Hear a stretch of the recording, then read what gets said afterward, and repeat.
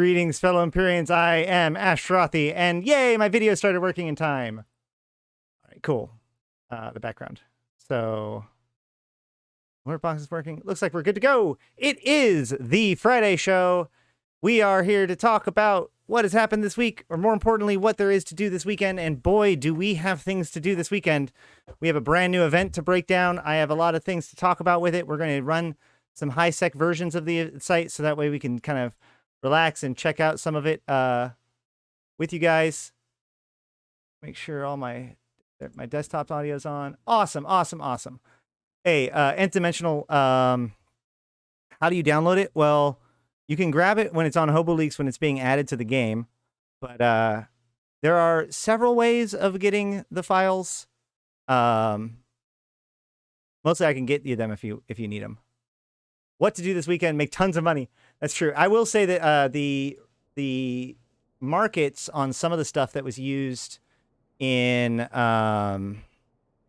like the reinforced carbon fibers and the other stuff that was like super good, expensive stuff that everybody wanted to buy for way too much this last week. Yeah, that's kind of done now. Most of the markets have stabilized. So if you are a builder, it's time to start looking at your margins to see if it's worth building again. If you're a producer of things like reinforced carbon fiber, it's definitely like, or these other new resources, it's still definitely worth it. But it's just not like 1,000% profit or something bizarre like that.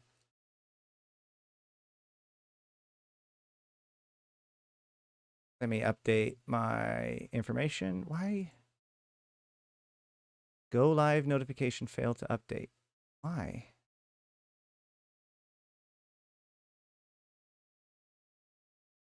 Nope. All right, well, I apparently can't update the title of my stream right now, so whatever. Oh, it's already been done. Well, okay, fine. That might be why. So yesterday I was doing it in a Paladin, but application sucked. So I've downgraded to a, not downgraded, but I've swapped down over to an Absolution. This isn't my favorite Absolution fit, but it definitely is working. So here's the Capsualeer Day event that shows you what tasks there are to do and all that sort of stuff. This claim your reward thing pisses me off, by the way. We'll talk about that more later. But as you can see, so it takes roughly 30 to 40 sites to complete these. If you're doing combat sites, I think more if you're doing the hacking sites, but maybe 40 to 50 different hacking sites to complete the entire track. I know the claim button not being automatic. I feel like as an ADHD person that I'm being punished. It's about accessibility, CCP.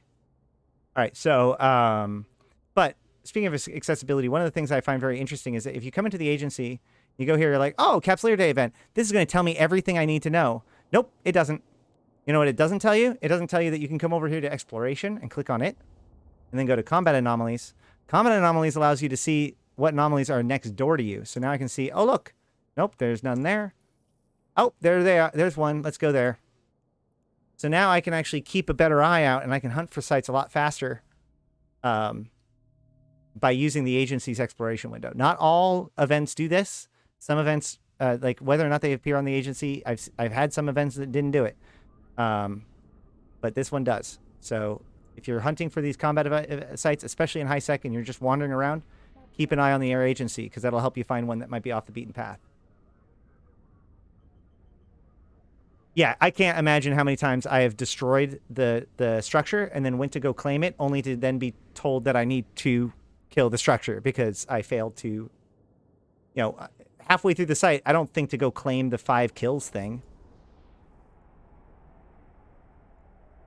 But either way.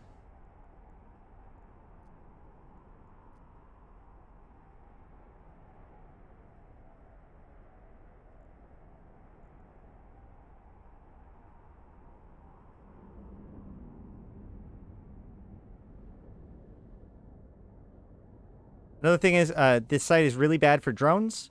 I believe that, like other ones, it's designed for, like, flying with multiple people, which would mean that, like, if you've got even 2 people in a site, I imagine that they're significantly less likely to go after drones.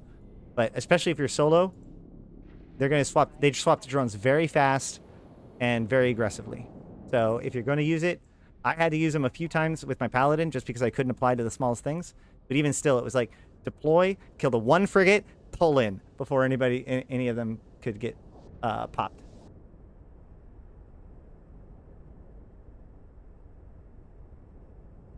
That's actually the reason why I'm not going with like an EOS or something.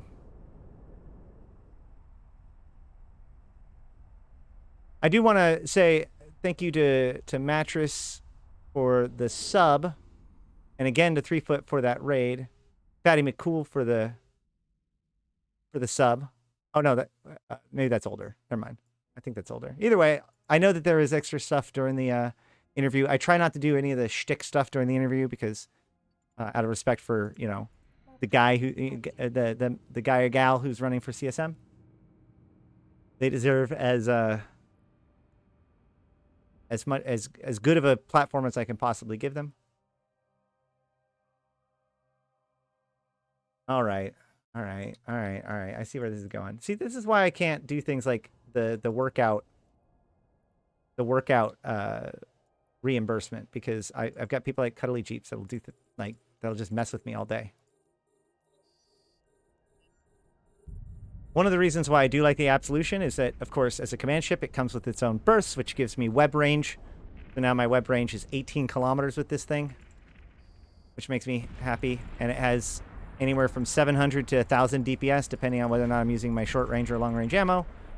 And it has plenty of tracking for the most part because it is a medium laser platform. And of course, I bring Imperial Navy multi-frequency for the times I do need to track. These guys, especially when they get really close, can get to be a bit of a nuisance, but they die soon enough. There you go.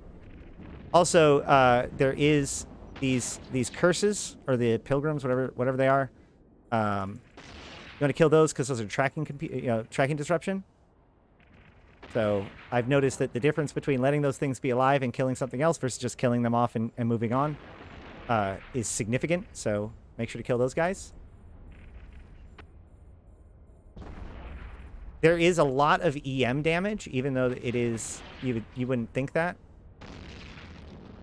You can see, like, right now my resistances are, well, I think my resistances are even because I'm not even out of shields yet. But,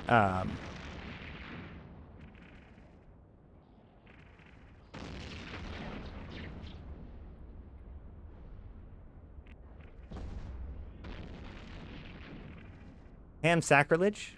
Yeah, I did a crazy vagabond in Losec yesterday, and it was fine. I mean, like, you have to dance around a lot, but totally fine.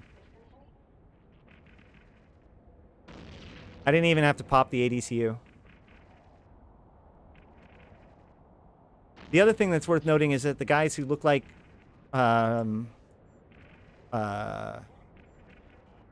well, guardians, but augurers, those are Logi.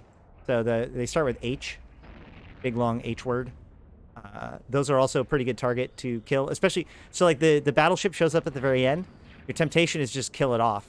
But I have found that, like, if you can blap those guys really quick, especially as the battleship is repositioning, it can go a long ways. Because the battleship does have quite a bit of health, honestly. Oh, claim reward. Yay, I remembered to claim reward this time.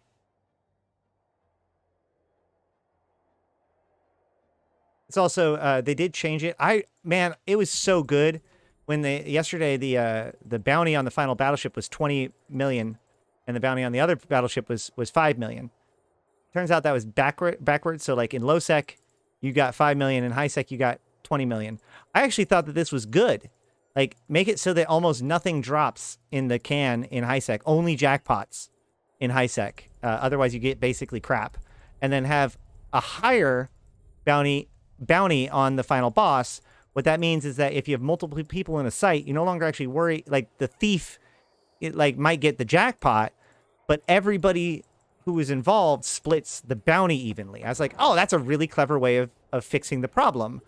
And lo and behold, CCP was like, nope, that was a mistake. So I guess that wasn't the fix to the problem. Oh, no.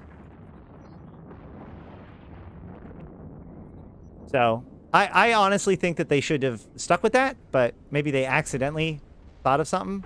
Hopefully they play around with that idea in the future. Obviously, maybe not 10 million if they don't want the sites to be worth that much. But by putting the thing in the thing that gets split, it makes it so people can work together. In a way that emerging conduits pay out the same, or paid out, or will pay out the same amount regardless of first, second, or third person in. Yeah, I did notice that these ships are very authored, very non... The authoring of the actual rats themselves aren't very reminiscent of EOM. I can make some excuse about the fact that they're trying to blend in, but... I mean, they went through all of the effort to shield tank the Avatar, so all our Chakade would be in it. So, I mean, it would have been nice to see, you know, shield blaster Amar ships. Cuddly Jeeps, absolutely. We're, you know, actually, since we're here, or since you're here, I'm going to head on over to... Does anybody know where the Alliance Tournament statue is exactly? Because I can head over there. I think the Alliance Tournament statue is near Amar, in which case the Hydrian statue, the Alliance Tournament statue, and the new Jamil statue are all roughly in the same place. I'd love to show Cuddly. Monarch.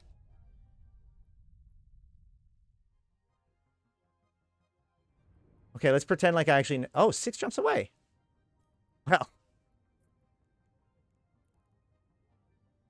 That was easy. Settles that quick. Yeah, so these towers, like, this is the only... Besides the final boss, this is the only warp disruption in the room. So if things get hairy at the very beginning, you know, if your ship isn't hacking it, you're free to get out. Now, when the assassin shows up, he's going to scram you. And proper scram. So... Be prepared for that. Don't think you're going to micro warp drive around the dude. Oh, this is the one thing I don't like about crystals, is that they break at different times.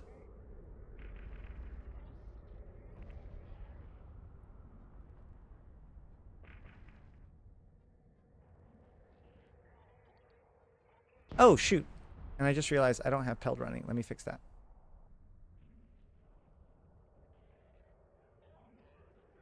$89 people in Madrid? What's going on in Madrid?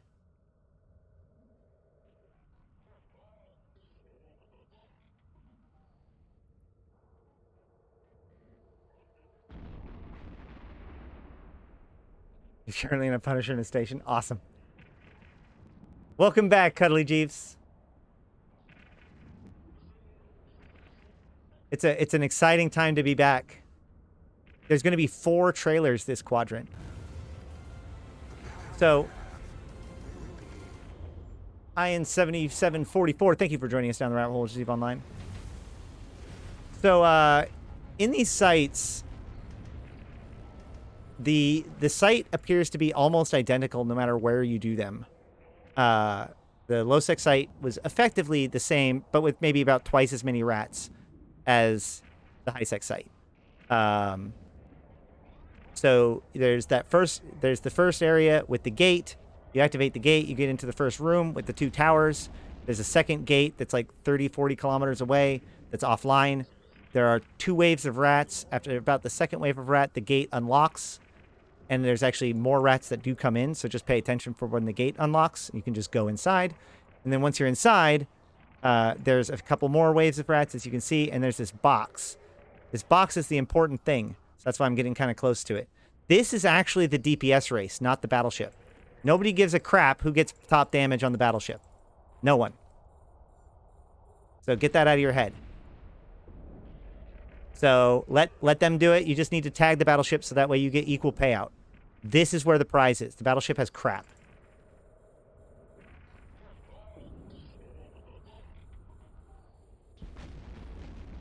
So this Sanctifier, that's going to be one of your higher targets because that's your tracking disruption. You don't like those?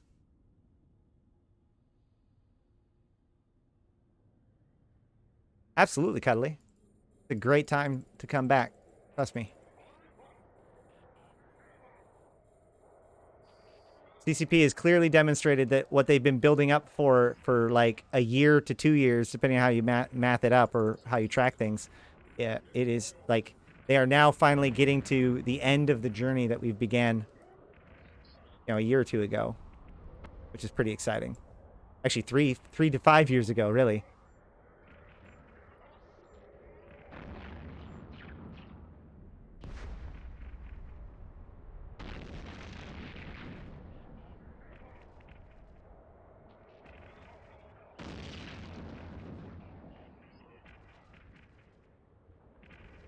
Mr. Digan. Just out of curiosity, and I'm pretty sure this is true, you're not the same guy that everybody's been talking about on Reddit, right? And if you don't know what I'm talking about, the answer is no.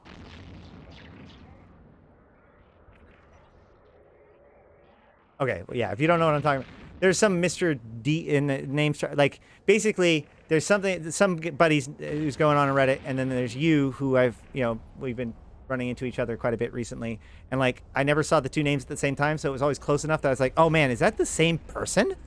So, like I said, if it was you, I'm pretty sure you would know, because it was about a guy being banned from the Eve subreddit.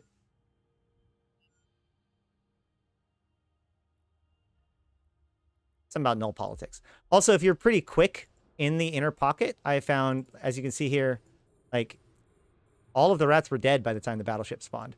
Also, the battleship spawns, and if you're here, the battleship's immediately going to just reposition, so you just chill out.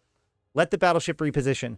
The battleship repositioning is a good opportunity to clean up anything that might still be in the site, take care of it, because often you will have rats still on grid when the battleship shows up. So then it comes, and once it repositions, then you can lock it and kill it. Too easy. Once again, though, this is not the DPS race. Do not care about... The only reason why you want to kill the battleship quickly is because that makes it so that nobody can come in. Like, the longer it's alive, the more likely that somebody else comes in and tags it and gets a portion of the pay. But otherwise, this battleship isn't a key component to the payout. What is going on? I need conflag. Thank you.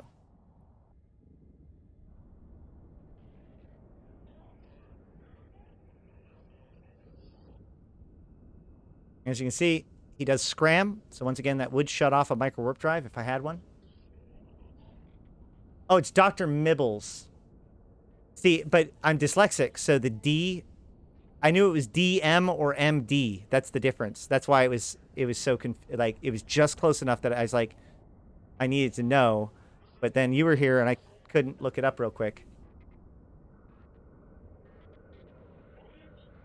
Anywho, that's enough of that.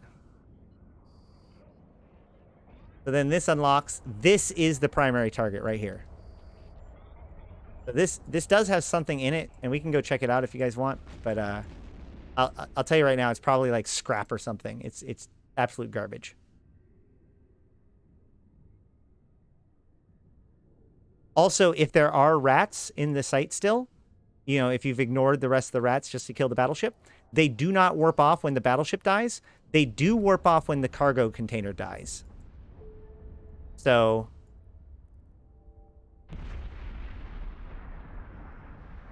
that's also worth noting.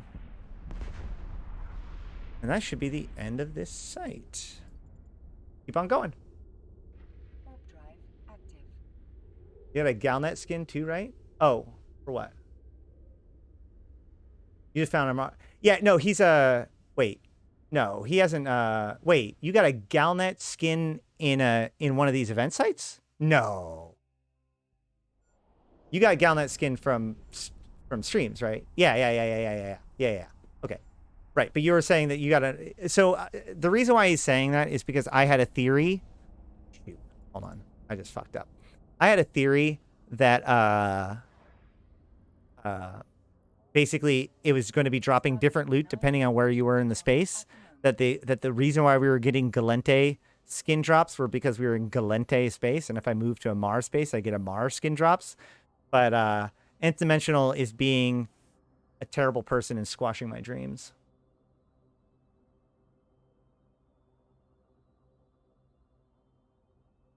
It's all right. Yeah, I'll give you a hint. Most of my crazy, hey, wait a minute, is this true? Don't work out. Because, I mean, it's easy after the fact to think of cool ideas. And if CCP didn't already think of it before the fact, then it's not true. But it is the only way to discover some of these things. So, you know, I appreciate nth dimensional effort in doing these kinds of things. Also, just in case, just because we haven't said it yet, go ahead and follow nth dimensional if you haven't yet. That's all. And then I think I do this VIP. Boom. Yeah, so now nth dimensional, you get the little diamond that shows anybody, pretty much anybody that you see in my stream. If you see a little diamond, it means that they are a streamer on their own right. You should probably go check them out. Warp drive active. Yeah. When I first started streaming, one of the first guys, one of the guys that I like was just, I dropped by his stream to hang out one day, and he's like, "Oh yeah, let me give you the diamond. I diamond everybody who's, all of the other streamers, so that way people recognize him." I was like, that is genius, and so I've always done that. Yeah.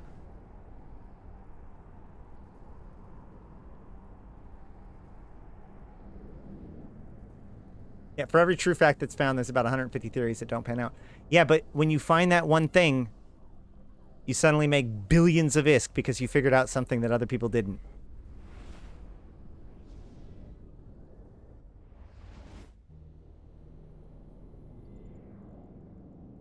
Warp drive active.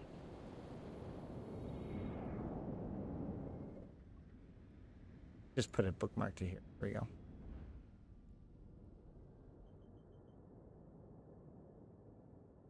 Mr. Daigen, I think he already applied it.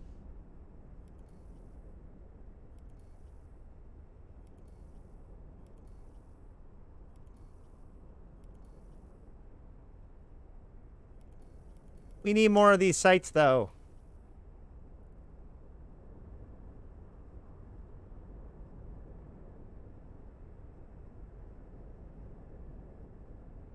That's true. And I would argue, honestly, finding out why your theory doesn't pan out may also give you, it may reveal deeper understanding, right? Like, if you have a prediction and that doesn't come true, then that means that part of your understanding of the situation was wrong. Either you were missing a piece or one of your assumptions were off. And so really what you're doing is continuing to refine your process at the same time. Always improve. A big thing. It's a big reason why I love Eve.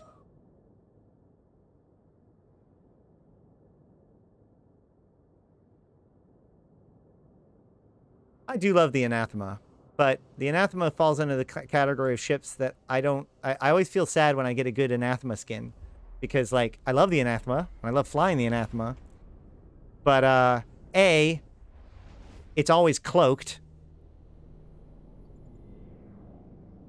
and that's actually basically the big one. It's always cloaked. Like why? Like great, I have a skin. It's in my head. I know I have it. Like I have I have a bunch of Stratios and Astero skins too. No. Oh, the black line's over the heat. Oh. Thank you. I'll fix that.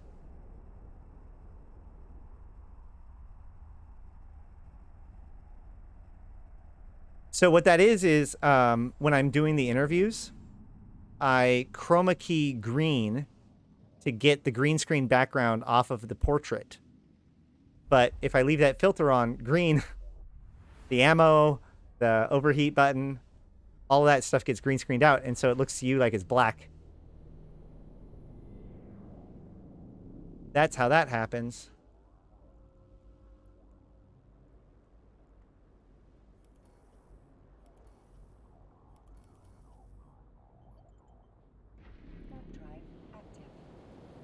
Yep, that's how I get the moving portrait. Yeah, if you look, I can... If I pull up my own portrait.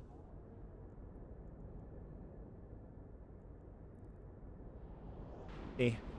So I just go like this, and then if I chroma key for green, whoop,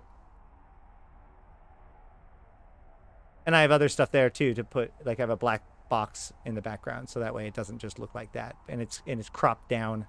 It's actually a second Eve window on top that's cropped down to the correct spot to put it there. Yep, that's how it's done. And a way to make this green screen thing work is if you go here to display and graphics, one of the options is enable green screen portrait background.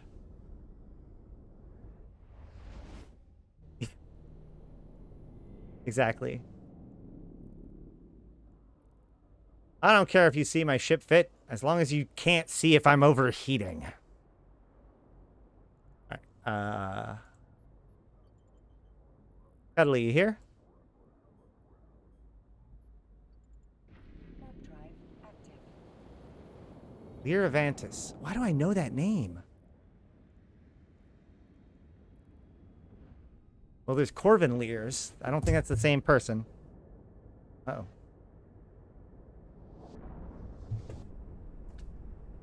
My headset's dying because I didn't have it plugged in because I'm a bad player person. Lack of prior planning prevents piss poor performance, right, guys? So this is one of the new landmarks. This is the Alliance Tournament statue. The Alliance Tournament was a CCP ran tournament for many years, although they pretty much have stopped doing it, what, 3 years ago now? And, you know, we would love to have it come back. As CCP Fozzie put it, hope springs eternal. But as of right now, we don't have it. There is, as part of it, there's all of these different beacons. These are the winners of each of the tournaments. So the first line tournament, Band of Brothers. Second, Band of Brothers. Third, Band of Brothers. Fourth, Hun Reloaded. Fifth, Evoke. I believe this is what lost me one of the questions today or yesterday. Sixth Alliance tournament was Pandemic Legion. Seventh was Pandemic Legion. Eighth was Pandemic Legion. Ninth, Hydra Reloaded. 10th, Verge of Collapse. 11th, back to Pandemic Legion. 12th was Camel Empire. 13th, back to Pandemic Legion. 14th was Tuskers, which was that was a good upset. 15th was Vidra Reloaded, which is, yes, basically a direct reference to the previous winning group, and there's a whole story behind that. 16th was Vidra Reloaded again. And then finally, the final winners, Templis Calcif from Caldari Militia, coming in to show up and say, guess what, militiamen should not be scoffed at. Good job to them for that. If only you could come back to the war zone and fight to control it, that'd be awesome. And then here's the actual statue. And it reads, throughout history, humanity has struggled for survival, fortune, and glory. The fight to exceed nature's limits continues, but as often the combat is within and between ourselves.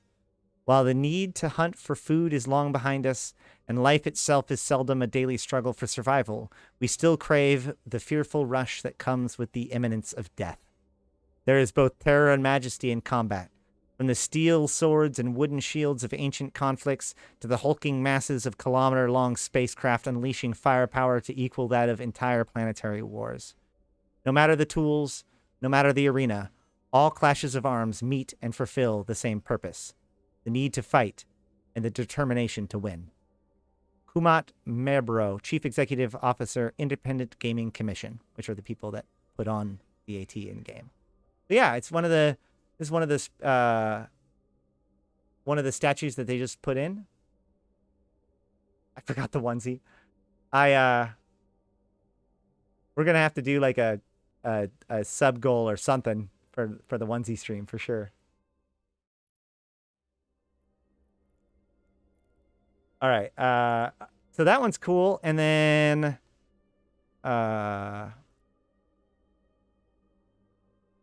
Let's head to Saurm Prime. 14 jumps away for the Mekhios graveyard. Warp drive active. I want to check out the one on empty. Ron USMC was streaming the M2 structure monument, and that thing is awesome. It actually might be worth going and checking that out very soon.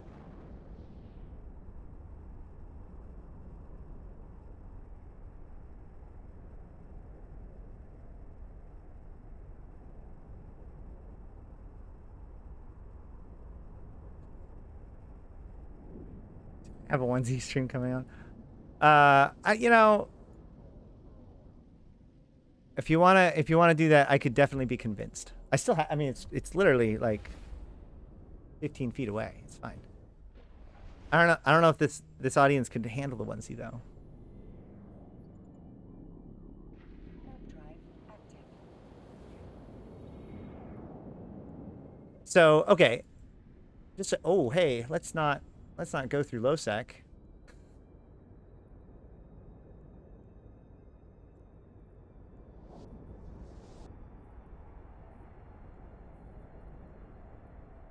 Oh, it's either Losec or Edencom.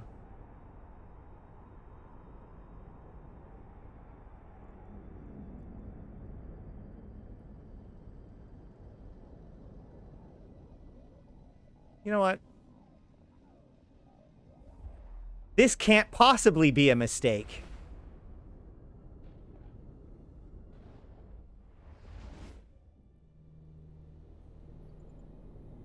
Warp drive active.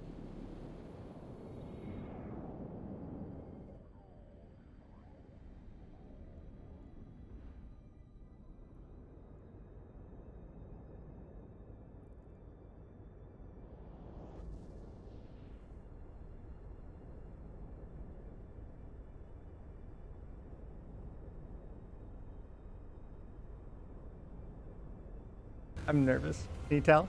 All right. Biomentics, thank you for joining us down the rabbit hole, Steve Online. So these combat sites are appearing in high sec, or basically all bands of space. It goes high sec and then null sec and wormholes, with the best sites being in low sec. Another thing that Nth Dimensional pointed out earlier that I think is really important is that the hacking sites in low sec have better rewards.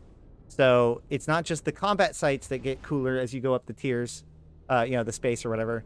The hacking sites do too, which means you can and probably should Warp drive. Consider yeeting out into nullsec to do nullsec hacking sites and then Poshfin back home, or even combat sites. This is 7 times a bad idea. Somebody tell me if I should do the bad idea. Should I do the bad idea? I mean, anybody who's paying attention can figure out what the bad idea is. I mean, if I'm going to have something horrible about to happen, I want to at least happen to somebody who's, like, watching the stream, too.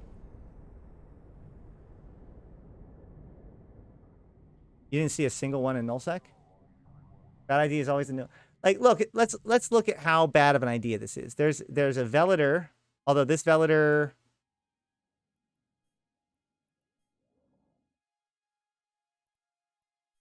Yep, the Velator. So there's a Velator here as a scout on the gate. No, there's no way. There's no way this is going to be okay. All right, hold on.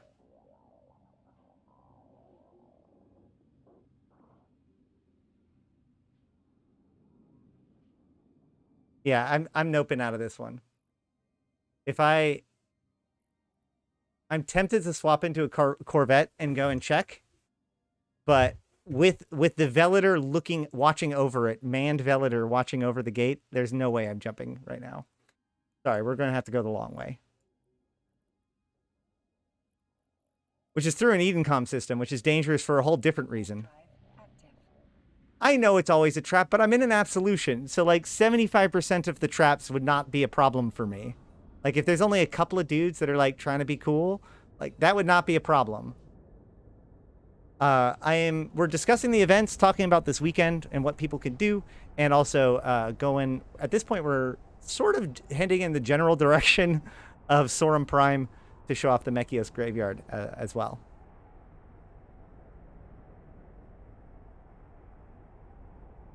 It's all right. It's just not worth it to me. I'm just gonna we'll go the other way. We'll chat the whole time.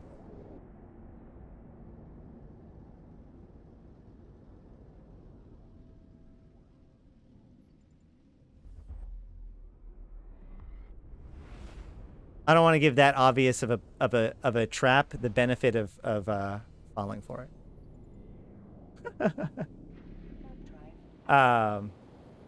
So, anywho, let's talk. Okay, so there's two different things going on this weekend when it comes to this event, more or less. Well, three. There's the login. Well, four. So there's the login rewards, which the login rewards are 450,000 ISK. Sorry, SP total if you log in every day for Omega, plus the free Apotheosis, Synesis, Gnosis, and Praxis, which is a big deal. This is this holiday that they give those out, and of course the annual skins for those ships, which is pretty cool. Awesome. So that's the login rewards. You get those just by logging in every day and clicking the button. In fact, you don't even have to fully log in. You just have to get to the character select screen and click the button. Then there's these event sites. There's the combat sites and the hacking data sites. They have low 5 to 10 million ISK per site value in high sec, mid value in high sec or wormhole space and null sec, and then like 70 to 100 million ISK in value per site in low sec. It seems. It does drop a lot of skins as well as accelerators. Not a lot, but they do drop a lot of different kinds of skins as well as accelerators. Looks like old school skins, maybe even some skins that I thought were premium. I haven't quite gotten a full confirmation of what skins do and don't drop.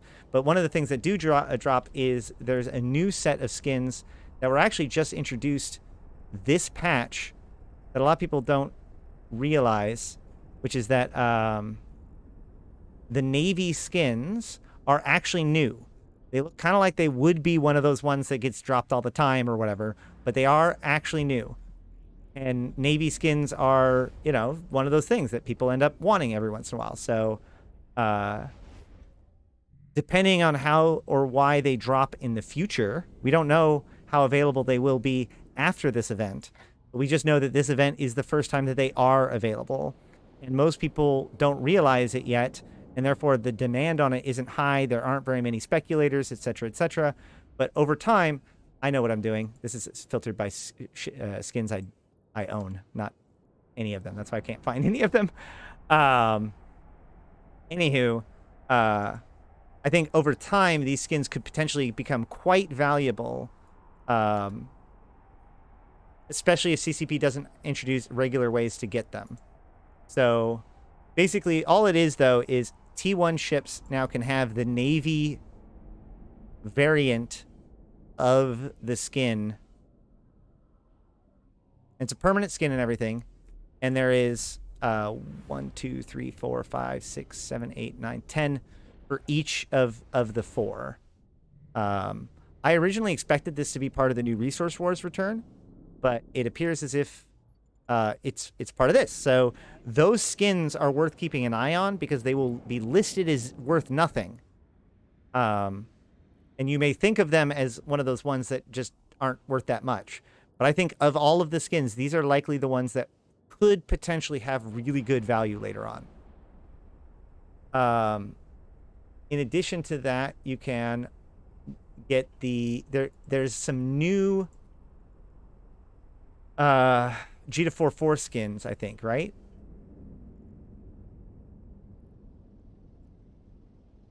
Maybe not. Are these new? I don't remember. I thought they patched in. They put in some new G244. Oh, hold on.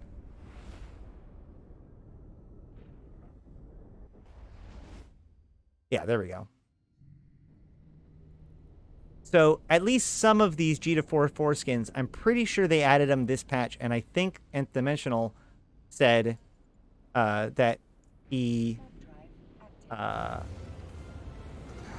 one of these.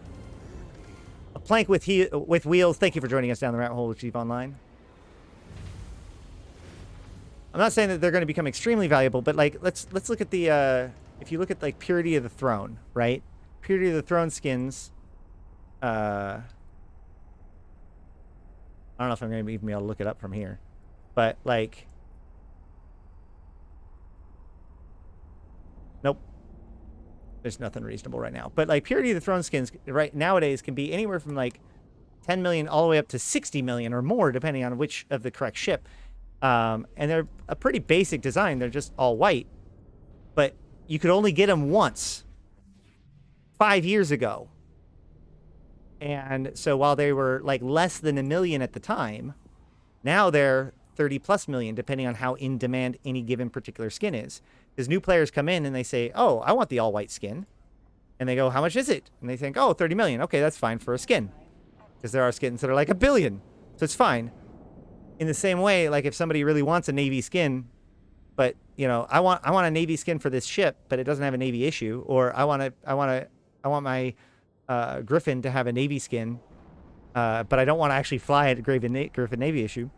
I see people picking up those skins, and that's going to continue to keep a pressure on purchasing them. So assuming they aren't dropping in as much in future sites, that would make them valuable. That's my reasoning. Anybody else saw anything besides 4/4 skins or Navy skins, by the way?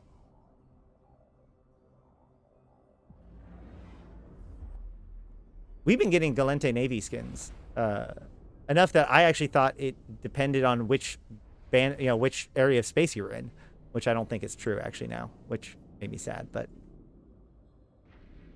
oh, the red shift versus blue shift? Oh, is it was it the Praxis?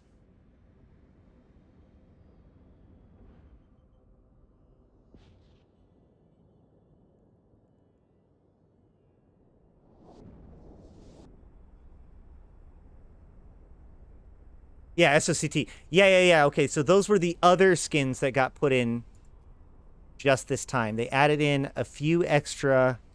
They fleshed out the red forces, or versus red force and blue. A couple of them. That I remember seeing that in Obelix too.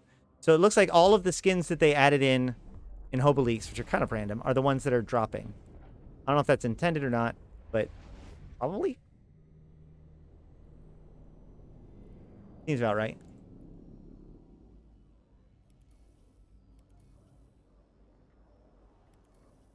Which does lend itself to the notion that it may not be these may not be something that they just will drop in future sites. Because you know, this holiday, Capsualeer Day, is very much associated with the SOCT ships.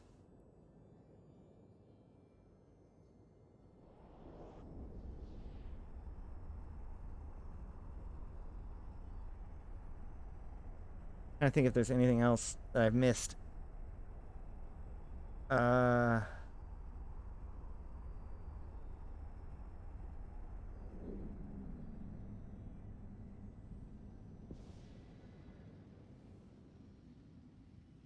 These are EOM sites. Well, the thing is that EOM has been spoofing other people. So that I actually really like the fact. That's why I thought that they would drop the correct skin for the right band of space, right? Because the idea is that they have Galente Navy livery because they're trying to disguise themselves as Galente Navy. I thought that that was really clever. Hoping that was where they were going with that. And I mean, to a certain extent, I think it still is, but, you know. Oh, yay, the next system. Now we get to play another game, which is that, is Ash going to avoid the player gate camp only to die to the Edencom gate camp? Place your bets.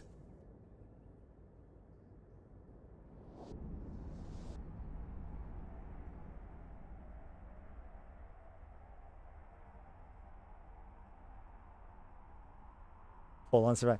Shoot, again, I don't have my normal interfaces, so I can't really do that. off the top of my head, but I'm about to jump in. So just in your heart, make a prediction.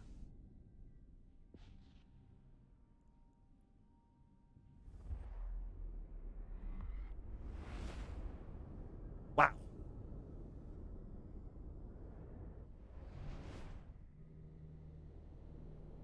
That was spooky for a totally different reason.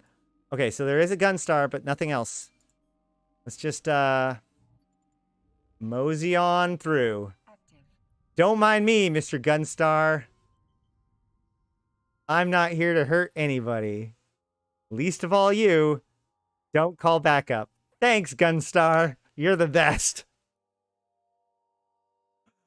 Oh boy, I need to fix my standings.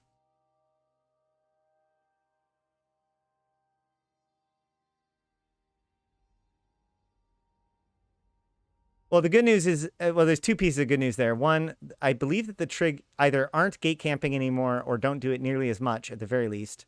And two, you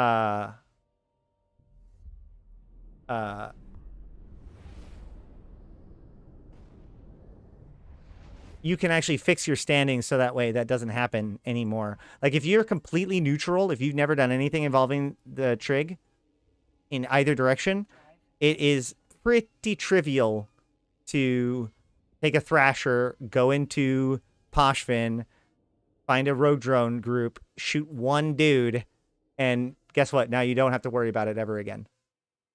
More or less.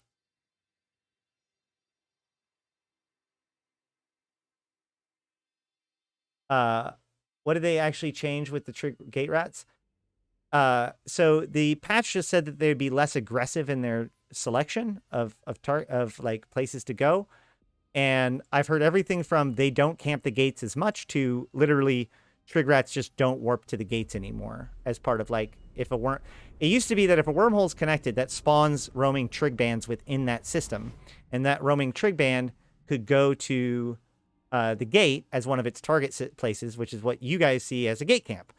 That's why every once in a while, like Perimeter's like, oh look, there's trigs on the gate killing everybody in Perimeter. It's because Perimeter had a wormhole connected to Poshfin. Well, now that roaming pack is either less likely or doesn't at all go to the actual stargates themselves. It's not the worst mechanic in the game. What are you talking about? There are bad guys out there. You got to learn how to deal with them. The thing actually, honestly, just to be quick about it, the thing I like about the trig is that the way that you deal with the trig, the solution to the problem outside of the standings thing, but I mean, like, if you see the trig as a threat, you know, as a miner or as a hauler or whatever, the way you think about dealing with the trig is the same way that you deal with other people, right? So like suicide gankers, jumping through to be suicide ganked, that's a thing, right? So jumping into a place and just dying, that's a thing in EVE, even on high sec. Having somebody show up and gank your mining ship, that's a thing in EVE, even in high sec. But when a player does it to you, it's easy to feel that the player has some sort of understanding, advantage, or was cheating in some way. You feel like there is a mistake has been had in some way.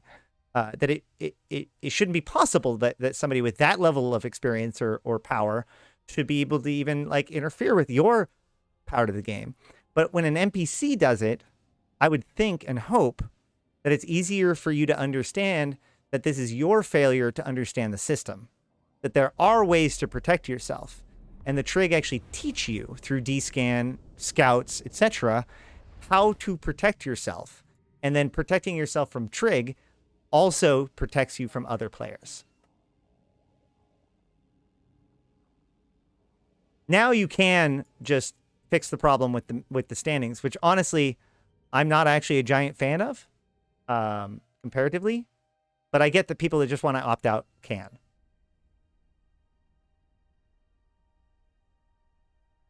Yeah, trig wormholes kill a huge number of players out in exploring.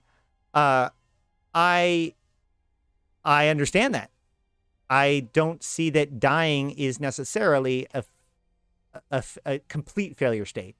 Sure, it's a lost state, but like you didn't know that trig wormholes were a thing. Now you do. You've learned something.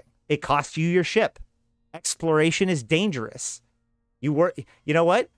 Tomorrow you're going to be hacking a cannon. It's going to explode, and you're not going to understand why. And then somebody's going to tell you it's a ghost site. Like that's the whole point. Is that these things actually draw people deeper and deeper and deeper into the game. You know, if you're not paying attention and a bunch of rats gank you, you've got two options. You can either fix that problem so that way it doesn't happen. Well, three options. You can either ignore it and therefore doom it to happen again. You can get mad at it and quit, in which case you just quit Eve. Congratulations, now you don't play Eve. Or you can learn from it and beat it, right?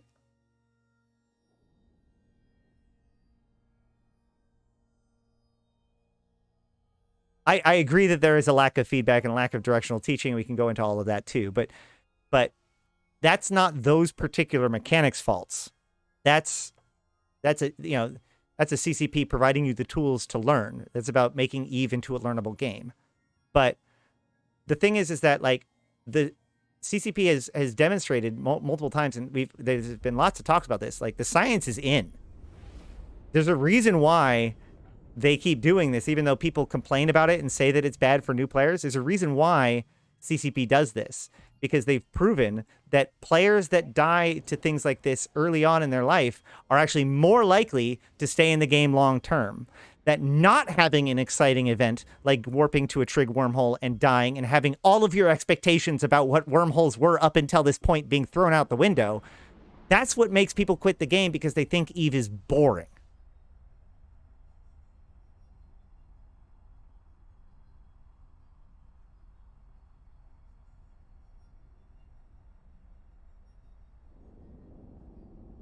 The key is that let the game be challenging, let the game punish mistakes, but also let the game give you the feedback and the tools to learn and get better.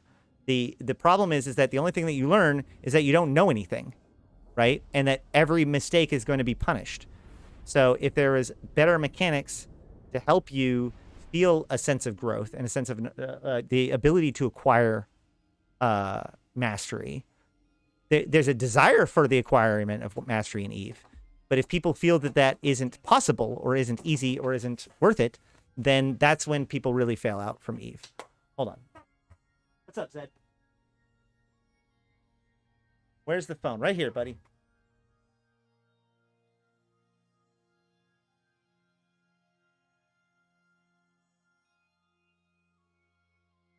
He's going to go make a TikTok. Awesome. Have a good one. Oops, sorry.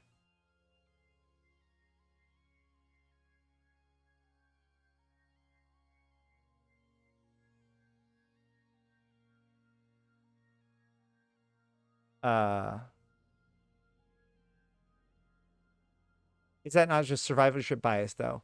I mean, that's a fair concern, but the point is that even by diagnosing the reason why people quit, often players, if you talk to players that have quit, they have quit because it was boring, they lacked direction, or they couldn't figure out what to do. Players that quit because something bullshit happened, I personally believe that sticks in their brain like a splinter in their mind.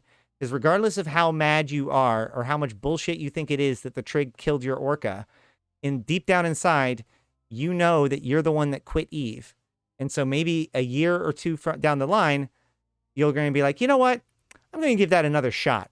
This time with a better understanding of the rules of the game and how it all plays out. So I don't actually see those like rage dropout, flame out experiences as being that big of a problem. My problem is the players that come to the game and leave feeling it is either boring, do not ever get, brought into the parts of the game that would potentially engage with them, or they're taught by another player that Eve basically boils down to one specific play style or one specific philosophy. And if that person's not compatible with that, then they end up having a totally wrong view of Eve. I'm fine with people seeing Eve for what it is, the dangerous, sandbox that it is, and saying this is something that I want to be part of, or this is something I don't want to be part of. But what I don't like is players that make decisions out of ignorance or deception from other players. That's all.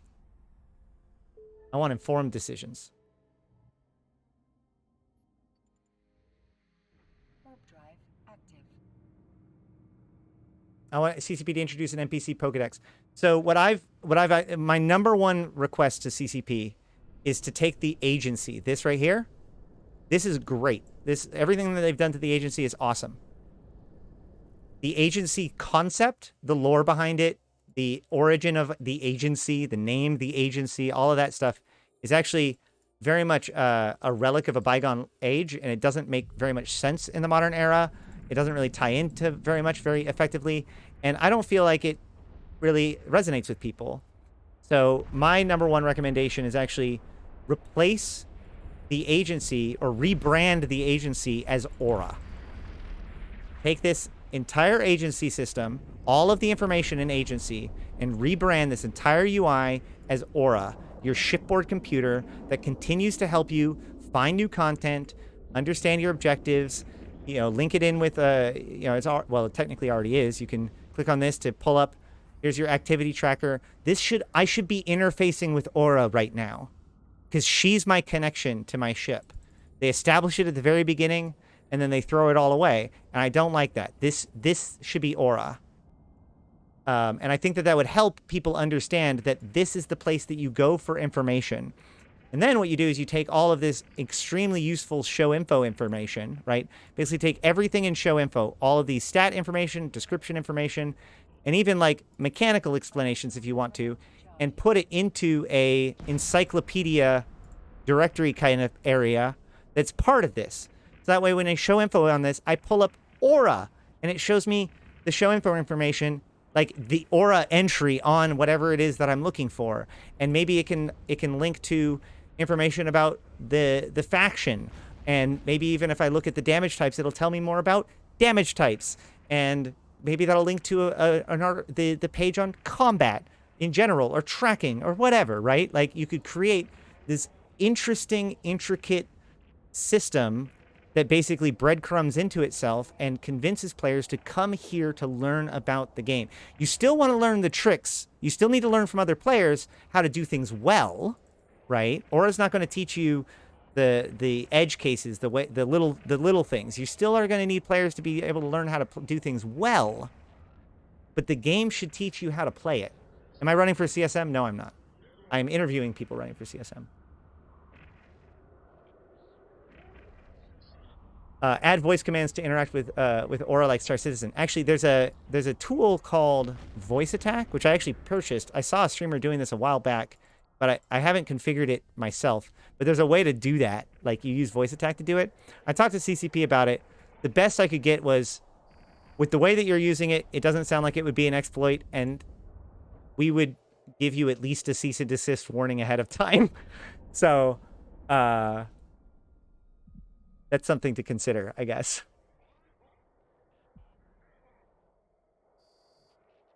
At least to Aura. Well, like, so that also, like, I was watching, or I played, what's that game? Cyberpunk, when it first came out. And that got me thinking too, like, you have to go to the mission agent in order to get something from them. That doesn't make any sense. You're a brand new independent Capsualeer. You are fresh meat on the market. As soon as you're done with your tutorial, all of the major players should be knocking on your door and saying, like, hey, man, you should come check out Faction Warfare. Hey, man, the Federation Navy could really use you to do some level 1 missions. Hey, dude, ever considered doing some mining for road and shipyards?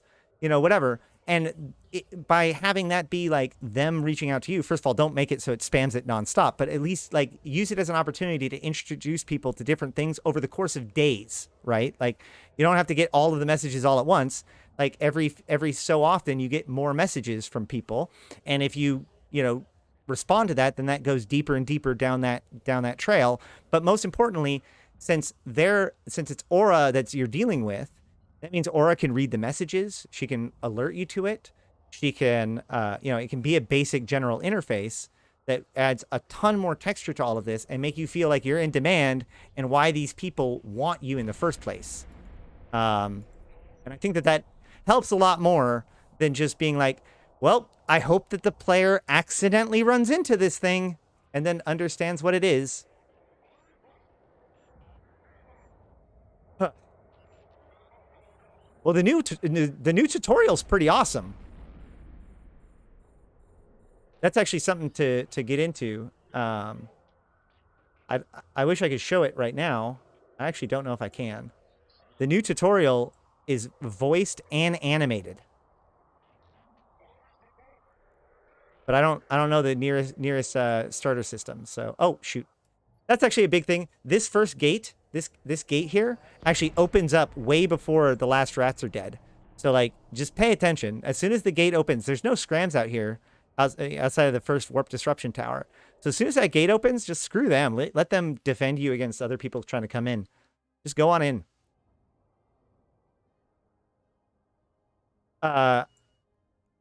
The lip syncing tool is something that very well could be one of the things that they're working on. I mean, the aura is only the first step. There's hooks in there to do it for things like agents or even characters if they want to.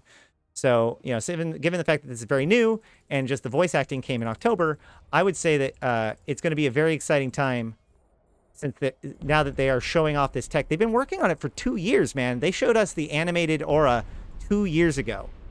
And now it's getting into game. That's a lot of background work that they've put in to make this stuff work. And so I think that the fact that it exists at all shows us that we're pretty close to it being, applied more broadly. A module has run out of charges.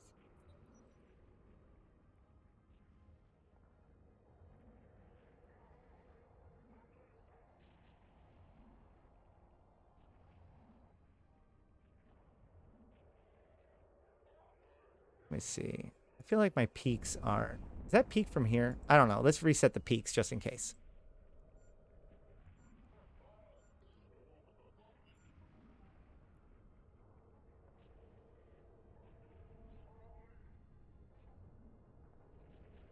Yeah, they are planning on expanding it. That's correct.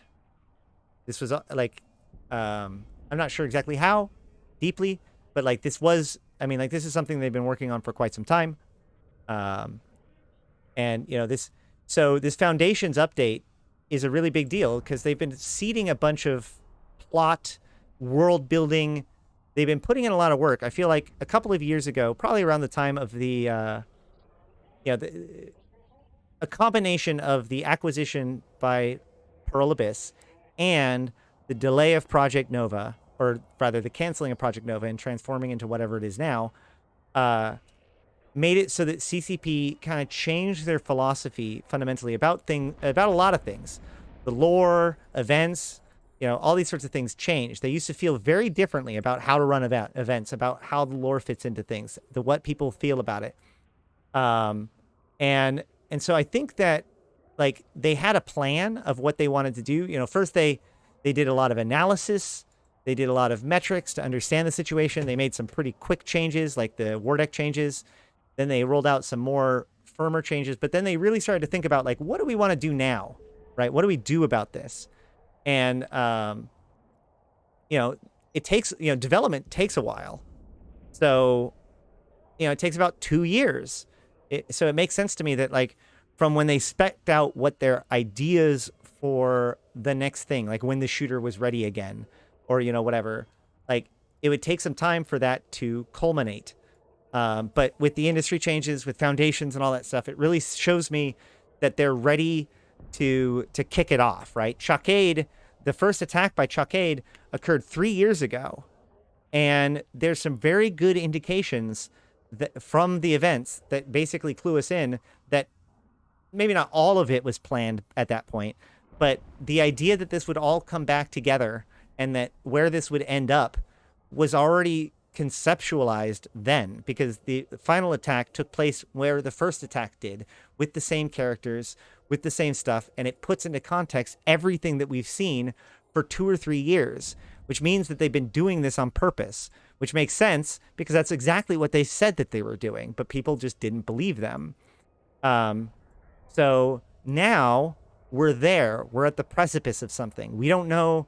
I don't know if we're going to get the shooter's announcement this quadrant. I don't know if we're going to, like, if it means that they're getting closer to an alpha or a beta, but basically, like, they had to hold a whole bunch of back until they're ready for the next thing.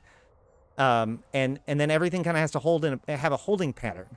So you see all these plot lines that get to a certain point and then just kind of cook for a little while.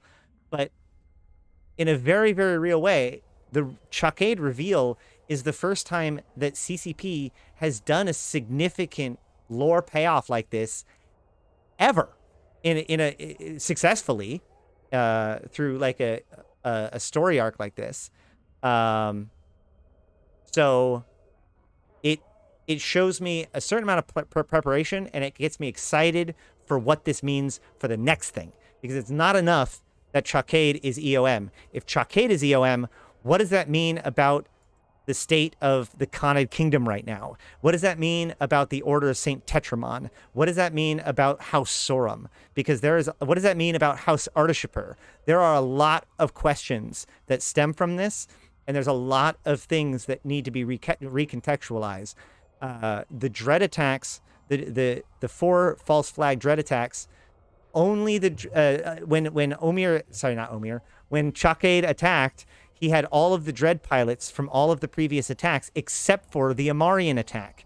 The Amarian attack appears to have been a legitimate attack by House Saurm that was using the cover of the other attacks as a way of striking at Flossuswin when there was so much chaos, in hopes that it would not go noticed, or given the association with Saint Tetramon, Khanid Kingdom, and Saurm, and Flossuswin, there's a very, very, very real chance that House Saurm, one of the 5 noble houses, is in on all of this, and we just don't know how big the corruption goes. So even at the end of this event, when all of the EOM shipyards are destroyed and all of the Sino beacons are hacked, this is only the beginning of how... Whoa. Well, that was a 44 millionist cannon, HiSec. Right? That's good. Cool. Awesome. So, this is... What we're seeing next is, it looks like the 4 empires. Each empire is going to try to build their own Stargate. And so we're going to have to do resource wars sites, go in and mine resources and drop them into NPC orcas in order to complete them, in order to help construct these Stargates. But the kicker is that these Stargates may also be occurring... I didn't claim the final reward. Yeah, I did. Yes! These...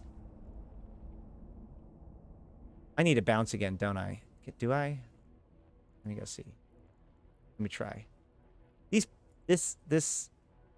These, like, you have to turn in the prize before you're eligible for the next one thing is, like, the least cool piece of all of this. Screw it, I'm just going in.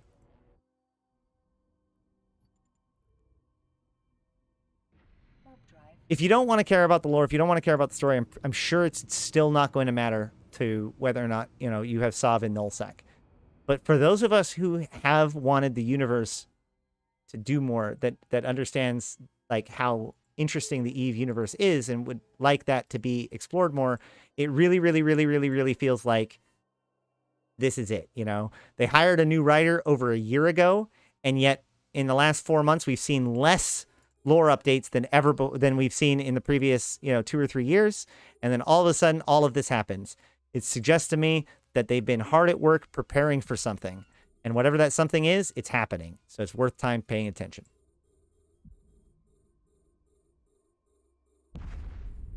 Maybe we can go one further about the lore. Can I post a link? Gate recovery operations and Operation Beachhead.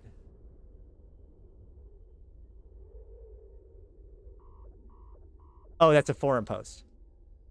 That's a player recommendation. I actually really do love the idea of like being able to unlock certain systems in Poshvin through outside effort, like the interference of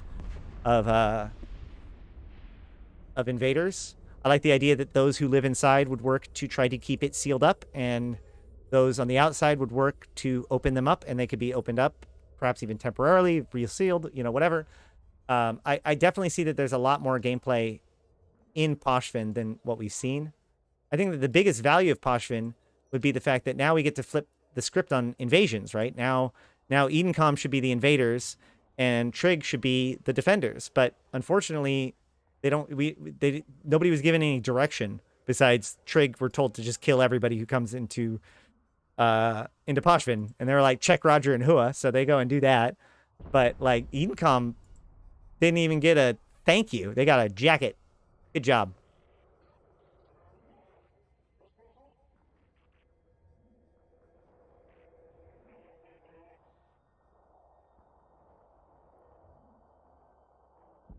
No, but I really do agree that it'd be cool if there's a way to like basically effectively break into Poshvin. I'd rather see that than the just straight up unlocking it that we did get, but we are where we are now.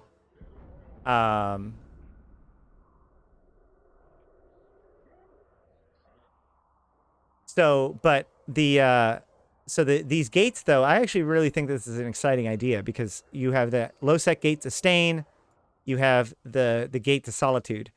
And the reason why I think these are interesting is because these are things that people are going to fight over because they either want it to happen or they don't, right? Like, for years, we've had Stain Guy trying to convince everybody, including CCP, that a gate to Stain is the correct thing. And, Solitude is a very unique high-sec island that the people who live and exploit those resources have a vested interest in. So I think that CCP is experimenting with the question of what do players fight for? And, the Invasions Chapter 3 experience was successful in the fact that we did shape the universe. But there were some problems, and like properly communicating the value of both sides, right? The fact that Edencom's 50 fortresses seems somehow like a loss opposed to Poshvin's 27 liminalities. The fact that people see it as a foregone conclusion just because of how hard it would have been to try to fortify all every single eligible system, some of them happening twice at a time, while the Triglavians are trying to take them. I don't think that those arguments are very fair, but the fact that people can make those arguments shows flaws in the system. So when you compare that to the new stuff, the new Resource Wars sites, since it's in the location where the gates are going to be built, if they put those into low sec, now you have some pretty simple resource, pretty simple sites to be run. So if nobody interfered with it, you could just knock them out pretty fine. But you can make it in such a way where people who wanted to could come in and interfere with it. Which, if somebody is interfering with it, then the people who want to get it to happen are going to be doing so, or are going to have to figure out how to solve the problem of the people that are coming in to interfere with it, right? And so this is now emergent gameplay. You now have people fighting over sites, not because of the ISK that comes out of the sites, not because of the reward, but because of what those sites mean, right? We are fighting for the future of Solitude, the future of Stain. For years, Stain guys asked for the gate to Stain.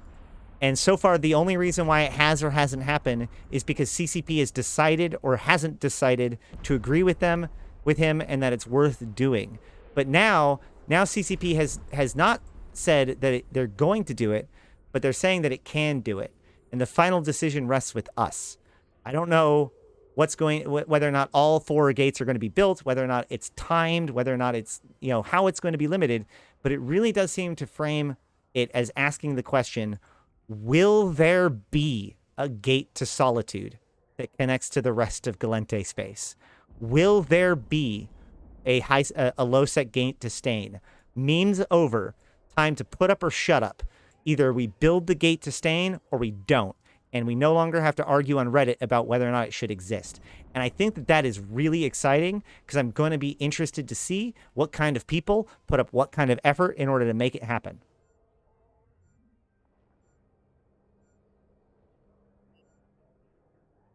No, the Stain thing is real. Like, the thing is that the low sec gate to Stain would give significant advantages to people attempting to get into Stain. Like, Stain is an isolated region, which makes it, difficult to move in. But once you've moved in, you're kind of protected from other people coming in. And this is actually a consequence of the jump range changes. So in Phoebe, when they nerfed jump capable ships, one of the things they did was significantly reduce the range, or not significantly, but reduce the range, the maximum range that these capital ships can jump. It used to be that you could actually jump from other places into Stain, but now I believe that it's more difficult or you can't. And so you would rely on a gate from, say, low sec or whatever. Given the fact that you can only come in from null sec, it makes it very easy for those in Stain to turtle up. So this low sec gate to Stain is kind of a secret way of saying, like, hey, we need to be able to, get in there. But again, the point is that ultimately, if this is in fact the way they're going with this quadrant, then we get to decide whether or not a low sec gate to Stain exists. It doesn't matter whether or not it's good or bad or indifferent, right? Like, if people run the sites and stop other people from firing at them, guess what? This gate to Stain exists. And again, I think this is really interesting, especially with that with the Solitude one, because the Solitude one is really interesting. The low sec gate to Stain has tactical reasons why both sides want it, right? There's some people that would really like a low sec gate to Stain because that would allow them to get into it easier. There's a lot of people that would prefer low sec gate to Stain to not exist and therefore would attempt to prevent it. But the Solitude one is really interesting because the people in Solitude see an incredible value in its isolated nature. But the people outside of Solitude probably don't see as much value in connecting it, especially if it turns out that the low sec or the connection to Solitude ends up being low sec anyways. In which case, it's like, well, what's the point in making the low sec or the Solitude connection when you could, like, meme on behalf of Reddit, right? Like, so let's go do the Solitude, the Stain one. So it really seems like that gate is the most likely to be disrupted. There's a vested interest in preventing it from being built. But this is the interesting part to me. Celis Agard, president of the Galente Federation, made it her campaign. So what that means is that if you're interested in that portion of this whole aspect of things, if what President Celis Agard has to say about it influences you at all, then guess what? You may want to help make the gate to Solitude. And so, and this is like, I've been considering this actually for the Convocation of Empyreans. Do we want to say, like, well, the president has asked for this to be done, and so we're going to make it happen, knowing that it brings us in direct conflict with those who live in that area? I think that it's going to give us some interesting conflict drivers that hopefully will reveal itself for its value over time.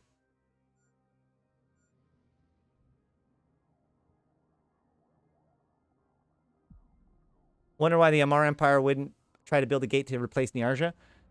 Interestingly enough, oh gosh, let's play the game again. Interestingly, like, one of the things that they pointed out when Niarja fell was that while that is a pivotal system to us as Capsualeers, because Jita and Amar trade hubs are important to us, this isn't as important to the empires themselves. So Niarja actually was incredibly critical to us, but not necessarily to the empires in the same way. No, it was yellow. I'm pretty sure it was yellow. Yeah, Niarja is now in Poshvin. Sorry about that. But these are all gates that seem to be in or around low-sec or null-sec, which would make sense if you're going to need to be doing the resource wars in those areas. It specifically says that the resource war sites are around. Oh my god, just go, go, go! I can't believe I'm going through all of these Edencom systems for you, Kelly Jeeps. I hope you appreciate it. Oh my god. More gun stars. Please stop. Please. No response fleet, though.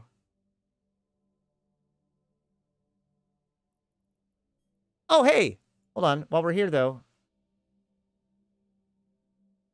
I'm going to actually head next door and see whether or not we can go. Anything going on in Tanu still? Was there anything in Tanu? We'll go check out Tanu before we leave. I don't know if there's anything interesting in Tanu. Tanu was the site of the first Dread attack today. It is last week. It is the capital of the Amatar Mandate, which that whole thing with the Amatar Mandate and the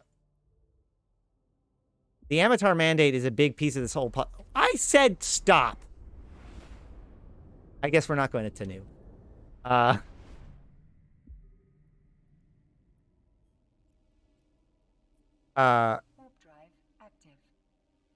So basically, when I said like, how deep does the stink go? So the EOM is actually a doomsday cult that was stemmed out of the Artishiper family. But now that Chakade has revealed himself to be secretly, it was EOM all along. Since that's true, then you got to bring into question all of his associations. So Chakade was first came to us as part of like the Alliance, the Amar Championship, as he was the spokesman. He was the forum representative for the Khanid Kingdom. The Khanid Kingdom has actually been out of the Amar Empire for 200 years, but was more or less let back into the Empire for the succession trials, which was pretty controversial. And also as part of this, at the same time, the Order of Saint Tetramon was brought back into the Empire after being kicked out a long time ago. And they've been hanging out with the Khanid Kingdom more or less this whole time. So the Order of Saint Tetramon, which is another kind of radical group of theology within the Amar. Order of Saint Tetramon get kicked out of the Amar Empire. They kind of hole up with the Khanid for a while. Jamil lets them back in, and they become integral once they get back. And to her death, or not her death, but like the officiation of the championship. I believe that they're part of the decision to let Khanid back in. They kind of get to work being like the new Theology Council 2.0. So Chakade made his name giving some very, very, very inflaming sermons. He was against the Amatar governor. An Amatarian was made governor of the Amatar Mandate in 2011. He spoke out against it then. When that same governor was promoted to holder status in 2019, he made a big stink about it again. He has always been a big problem. Like, he's always just hated the Amatar, hated the Mimitar. The Amatar are actually technically part of the Mimitar. They're Mimitar who basically who have like been adopted by the Amarians because they sided with the Amarians during the conflict. But a lot of the Amar, including Chakade, pretty much still treat them like less than human, or at least less than Amar. See, once again, this is a good example. This Sanctifier. The reason why I'm having so much trouble is because this Sanctifier is tracking disrupting me. He's closer though, so if I kill him really quick, then I'll be able to kill the other guys a lot easier. Also, my web range bonus isn't going right now, so that'll help. All right, so my point is that like he was always very like he's been very religious, flamboyant, aggressive. When the death glow attacks occurred on the Khanid planet, it was Chakade who was sent to go quell the rebellion and then was criticized for his tactics. When Flosis Wind came under fire, it was Chakade who was sent by Khanid and Saurm to be the warlord of that area and was again criticized for his tactics and being extra brutal in those endeavors. He's the guy who threatened the 10,000 or however many black daggers if the city that he was defending in Flosis Wind was to fall. It, of course, was attacked and fell. He disappeared, ended up in an Order of St. Tetramon prison facility in Tanu, and was there for a couple months until there was a concern because Tanu is under Ardashipur control. Tanu, Ardashipur, that's the other half of this. Ardashipur family are the family that basically run the Amatar Mandate. And so there is questions about whether or not the Ardashipur were going to be fair in this trial. And ultimately, the Order of St. Tetramon, not Order of St. Tetramon, the Theology Council decided to move the trial to Innis Iris, I think his name is, within Kador, to have it be more fair. And shortly thereafter, that's when the Black Dagger killings began. And just prior to Tanu's attack, the first Dread attack of last week, there was another attack by Brooder Vanguard, the same group that did that Dread attack, in which Chakade was sprung out of that prison facility. So there was a lot of questions about what happened. Why did Chakade, why did that secondary attack happen? How does this relate with the Dread attacks? All that kind of stuff. If the Dread attacks are false flags, then what does that mean for this one? And then lo and behold, it turns out that Chakade is EOM. He comes back in a Titan, decked out. Turns out that they've been doing this infiltration thing for years. And that brings us back to questions, because if Chakade was the representative of the Khanid, he really is expounding a lot of very Ardashipurian Puritan values. And it turns out that he's secretly been part of an Ardashipur-based cult all of this time. And the connections between the Amatar Mandate and the Ardashipur, it's almost like people have been using Chakade to be the person and to be the spokesperson, to say the things that no one else wants to say, either because knowing or not knowing the true nature of who he is. That's what I meant by, what does this reveal about Chakade mean for the Khanid Kingdom proper? Chakade was the Khanid Kingdom's representative to us, more or less. I mean, obviously there's other people. There's the air and other stuff, but like as far as who comes into NPC actors that talk to us on the forums, talk shit, and like kind of is the face of Khanid Kingdom to us, that was him for the last 5 years, 10 years technically. And now he's revealed that he's been bamboozling everybody. But in addition to that, as I mentioned, when he attacked, he brought forth all of the other dreads from all of the other false flag attacks. But one of the dread sets were missing. All of the dreads that were part of the Flossiswin attack, the third attack, weren't there. And the Flossiswin attacks don't follow the pattern in certain key ways, most notably of which it was in low sec as opposed to the other ones that were all in high sec. But without the dreads showing up, it makes you kind of suspect or wonder if Saurm didn't make their own attack on Flossiswin and just made it follow the pattern to let it blend in a little bit. All of the evidence seems to suggest that this is in fact the case.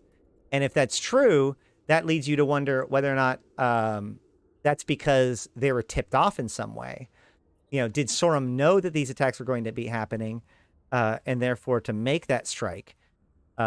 And if so, how connected are they, knowing that at the same time that all of these other announcements are coming out, all of this at the same time of all of these other reveals, it's also shown that the Order of Saint Tetramon is establishing a new chapter head on one of the Saurm home planets.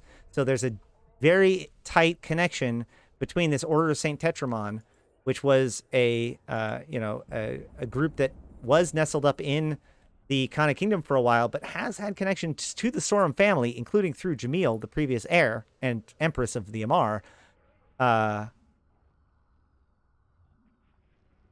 other words, while it's true that Chakade being EOM all along is by far the biggest like lore payoff that we've seen in EVE modern history, in a very real way, it's definitely not the end of the story.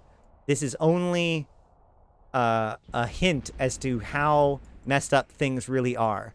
And I suspect, given everything else, that this implies, I hope that this implies that we're going to see a lot more going on over the next 3 to 4 months as part of this quadrant. And then hopefully, like, this quadrant is going to be used to help establish, like, a lot about the empires, you know, make new videos, let us get to know the new leadership, establish all of the characters and plots within the various empires, so that way the next quadrant can get to all-out war and maybe even a focus on the pirate factions as we get closer and closer to being, you know, at the alpha/release of the new shooter. Yes, I am flying an Absolution. Do you know why covert sites are called ghost sites? I used to remember that. So ghost sites is just it was the code name given to that kind of site. So basically, there was a whole plot event that led up to the release of ghost sites. But basically, the ghost sites represent the secret facilities that the pirates are using under the nose of even the empires. That's why in there he's like, don't go in there, you know, whatever. Like, not even this is like super unsanctioned stuff. And so that's why it's like the place where CCP kind of originally created it as a place for them to put like the most alien of technology. So they put the ascendancies and other stuff like that. Not alien, but like if the pirates are working on something weird, it was intended to be there. And this industrial change represents kind of the biggest kind of follow up on that payoff that we've seen since their inception.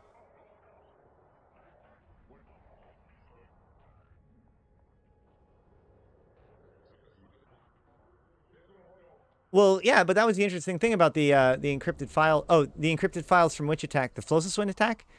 Because I remember when they were reporting, like, oh, you know, each of the empires had now received, because each of the dreads had like these encrypted data and stuff like that in it, and players picked them up. And there was a big thing, and some players turned them in. The NPC actors were on the forums asking for players to turn them in. So people decided which empire they wanted to turn them into. And then on the day that Chakade was revealed, they also showed, like, they let it out that basically it was there's a presentation to Concord that showed that it was in fact EOM all along. So it was, I believe that it was a Mimitar turn-in that caused it, because it was Kaiten Yun, the ambassador to Concord from the Mimitar Republic, that was the one that ultimately exposed the EOM. But the interesting thing about that, one of the interesting pieces of that is that are you not bouncing? Really? You're just here? That's not normal. Fine. We'll go to you, I guess. Shoot, where was I?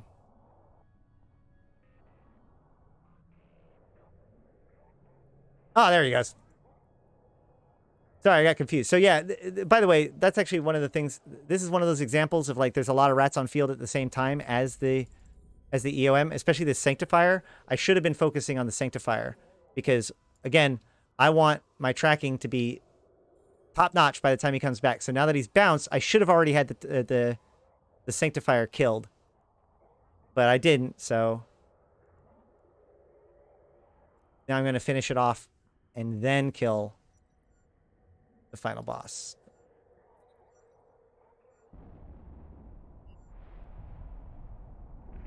What it is that when the rat tries to attack you, if they see that you're not close enough to them, then a lot of these newer rats have the capability of bouncing 500 kilometers off and then bouncing back as a way of repositioning to get in a more advantageous position. So that's all that happened. Oh yeah, so these encrypted files, so while it was very clear that there was evidence of the connection between EOM and the Jinyafa incident, the Tanu incident, and the last one, the Tirjiv incident, they actually, if you look at it, they don't address the Flossiswin incident in that exact description.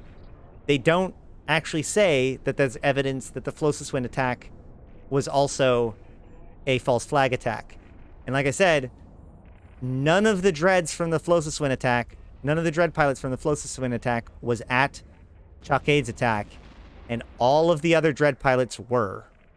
And in the lore, the Flossiswin attack triggered a bunch of fighting on the planet too, including the Amar detonating what looks to be a nuclear weapon in the southern continent of Flossiswin. So there is every indication right now within the story that the Flossiswin fight was, or the Flossiswin attack was not one of the EOM attacks, even though it was made to look like it.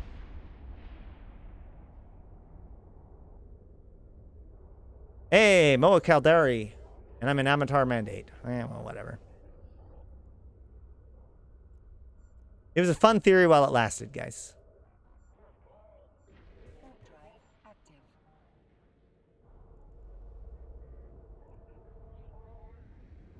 So also before we, while we're talking here, there's another thing to do this weekend, guys, which is the 18-man frigate or cruiser free-for-all. So grab yourself a Tech 1 cruiser. They're really cheap. Grab yourself a Tech 1 or, a cheap fit. Don't go crazy on it. Just grab something cool and skirmishy or whatever you want to do. And just go into the Proving Conduit, man. It's 18-man free-for-all, which means fucking who knows? Like, you're not going to, like, tactically win, whatever.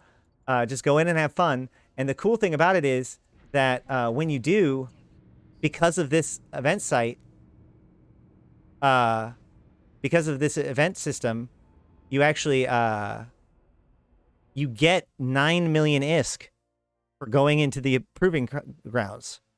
And so that pays off, half or so. Oh man. Or not half, but like that'll pay off a fair chunk of a cheap T1 cruiser fit. Oh, you get 18 million? What is the requirement for oh yeah, the second one is if you do a certain amount of damage, I believe, right?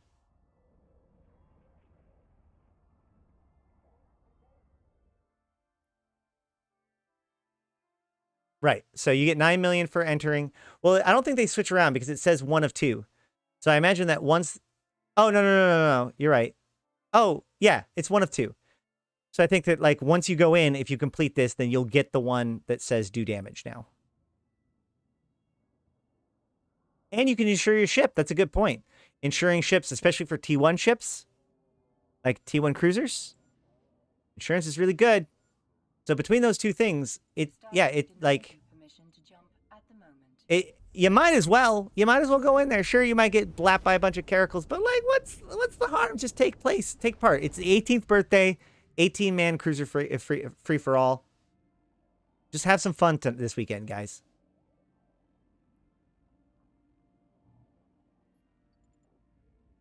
Warp drive active. Or you can take the 18-man filament. One thing to note about those, just remember these filaments that are coming out, these Capsualeer Day Needlejack filaments, they do expire on the 8th of June. So if you get them, don't just let them sit around forever. Same with like the accelerators. Obviously, the accelerators are like normal. They also expire on the 8th of June. Also, in case you guys aren't aware, these Glamorex boosters give you 20% bonus to agent, corporation, and faction standings increases. Still not sure, pretty sure that these won't affect Poshfin type standings, but we want to experiment with that. But what these will do is allow you to do agents, mission agents, especially if you have the capability of doing burner agents. This Glamorex booster, plus the capability of doing burner missions, means obscene amounts of money. And if you don't know what I'm talking about, I would recommend going and following Hateless Gaming stream. Get more information.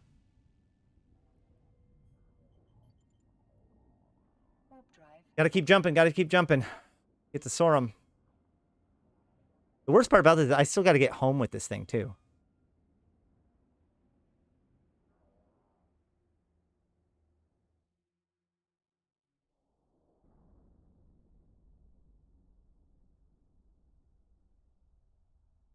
Yeah, well, I mean, that is a good point, too. You like, I like to keep a lot of things in my redeem crate, but I also like to keep an eye on things. Like, another good example, if you haven't redeemed your Grand Priest Velocity boosters, they're getting close to expiring, too.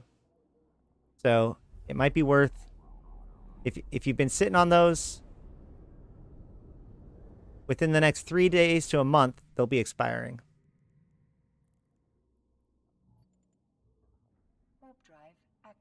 Well, those apply as soon as you redeem them, so you can't sell them.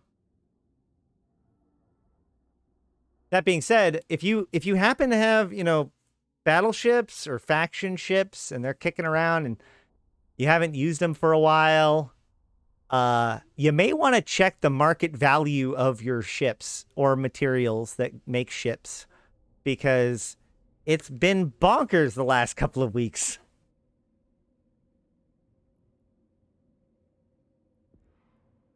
It's starting to get more stable, but it's going to be crazy for at least another month or two. Chances are. And that's a lot of sites. I wish I brought my probes.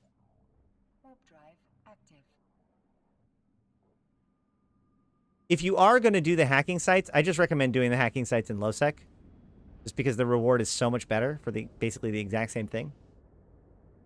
And exploration is supposed to be, you know, spooky anyway. So get out there, do some exploration in LowSec. Get those the EOM sites, which are data sites. I think Nth Dimensional was saying that they are tier 3 data sites. That might be worth noting, if that's true.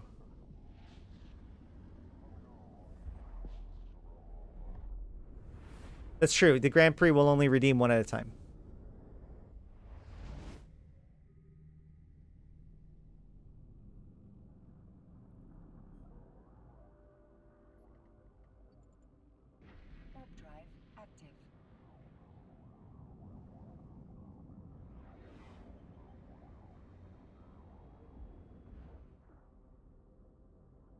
Wait, which is all over?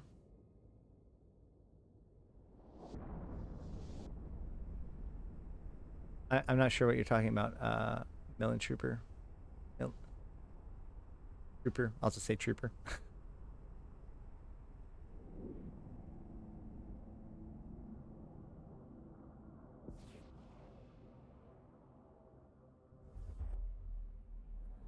By the way, we're about 10 jumps out from our destination on Storm Prime. We're going to check out the Mekhios graveyard, show it to Cuddly Jeeps and say, isn't it pretty? And then I think that that's probably going to be about it for the day, for the record.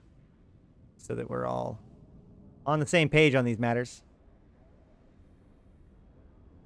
I do have, I may schedule some interviews for this weekend. Actually, tomorrow morning, I am going to be on a thing about Eve Echoes. Who's a Fish is doing a big Eve Echoes roundtable. I've been invited to be part of that. And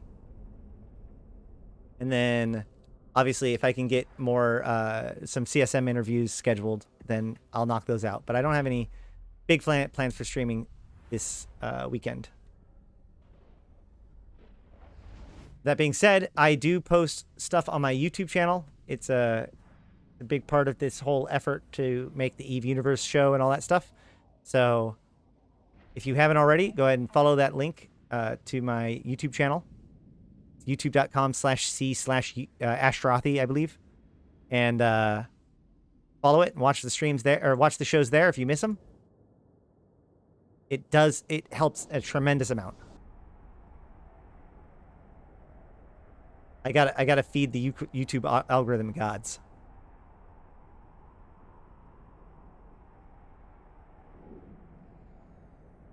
But mostly I just, like, I feel like the opportunity is for this show to put Eve into context for my fellow Empyreans, like I've always said.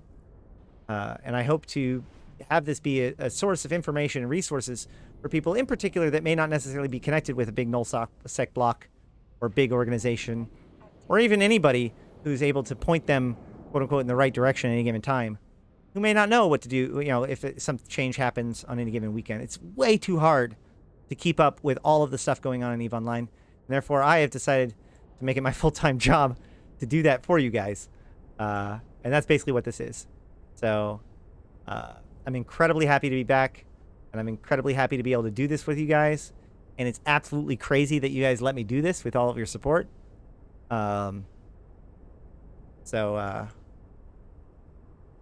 This is week 2.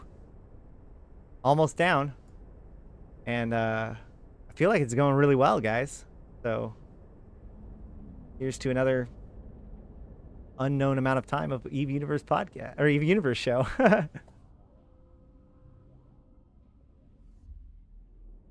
What fit am I using?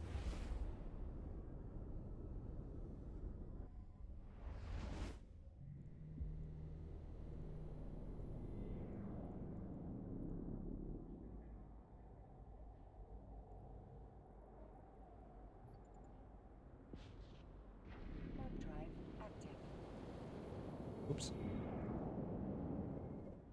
Yeah. So, it's pretty good.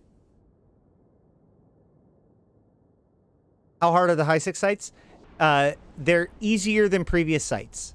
Pretty much anything that could have gotten, cleared an old emerging conduit can probably clear these sites no problem. And probably something that, not even that.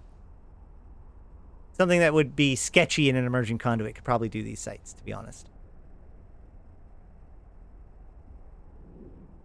It is true that there's obviously the DPS race at the end, but the DPS race at the end is literally a static can. So, That being said, I did change off of the Paladin because the Paladin just didn't apply. Applying ends up being the biggest thing. Hence, the APSO.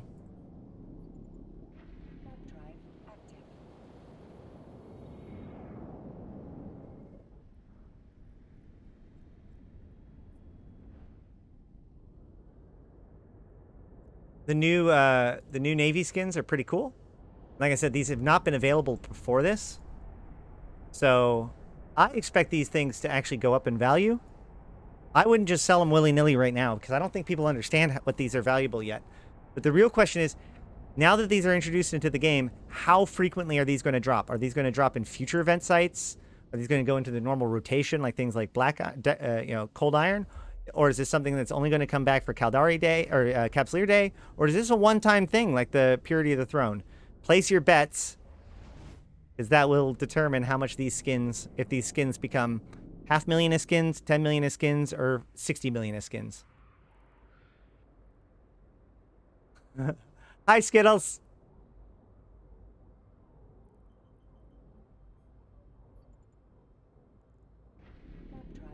You know you want to.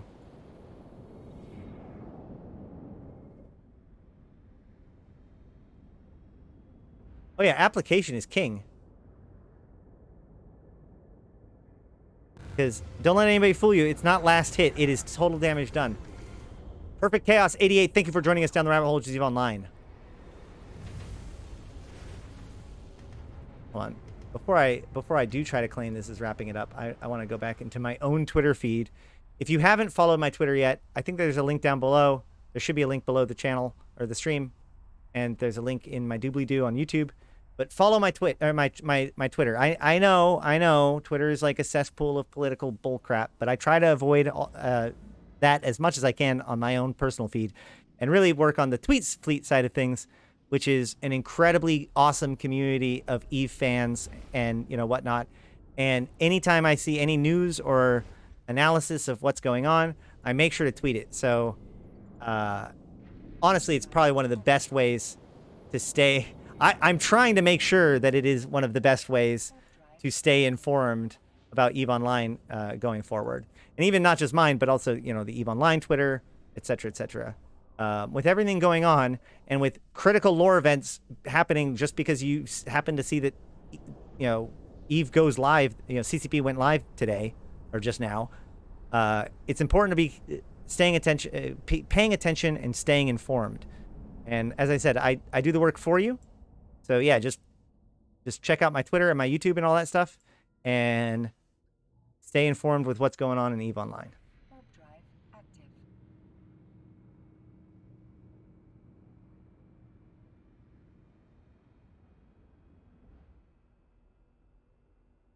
Watch they sell them for LP cheaper than implants, so they become 100 skins. I mean, it's possible. But I will say that when they first showed up, especially with Resource Wars getting patched in as well. Oh, by the way, earlier somebody asked me if the Aegis stuff is in the game yet. It's patched in, but I haven't seen it. It's not like the sites aren't available, so they can make it into a thing anytime. But as far as I know, it's not something in the game yet.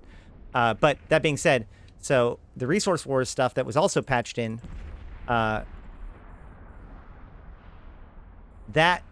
was what I originally assumed the Navy skins were associated with, because Resource Wars originally had skins as their reward, but they were volatile skins, and that was ultimately their downfall, the feature's downfall even. So my assumption was that these Navy skins were going to be a reward for the new Resource Wars, but since they're dropping, I don't know, and that's why I'm saying, like, I don't know. If this is the only time that these things drop, it's going to be a big deal. If they drop more frequently, or if they drop in the future, then they'll still be okay, but they won't be as crazy as if they don't drop these again. Which is possible. Either way is possible. It's hard to say at this point.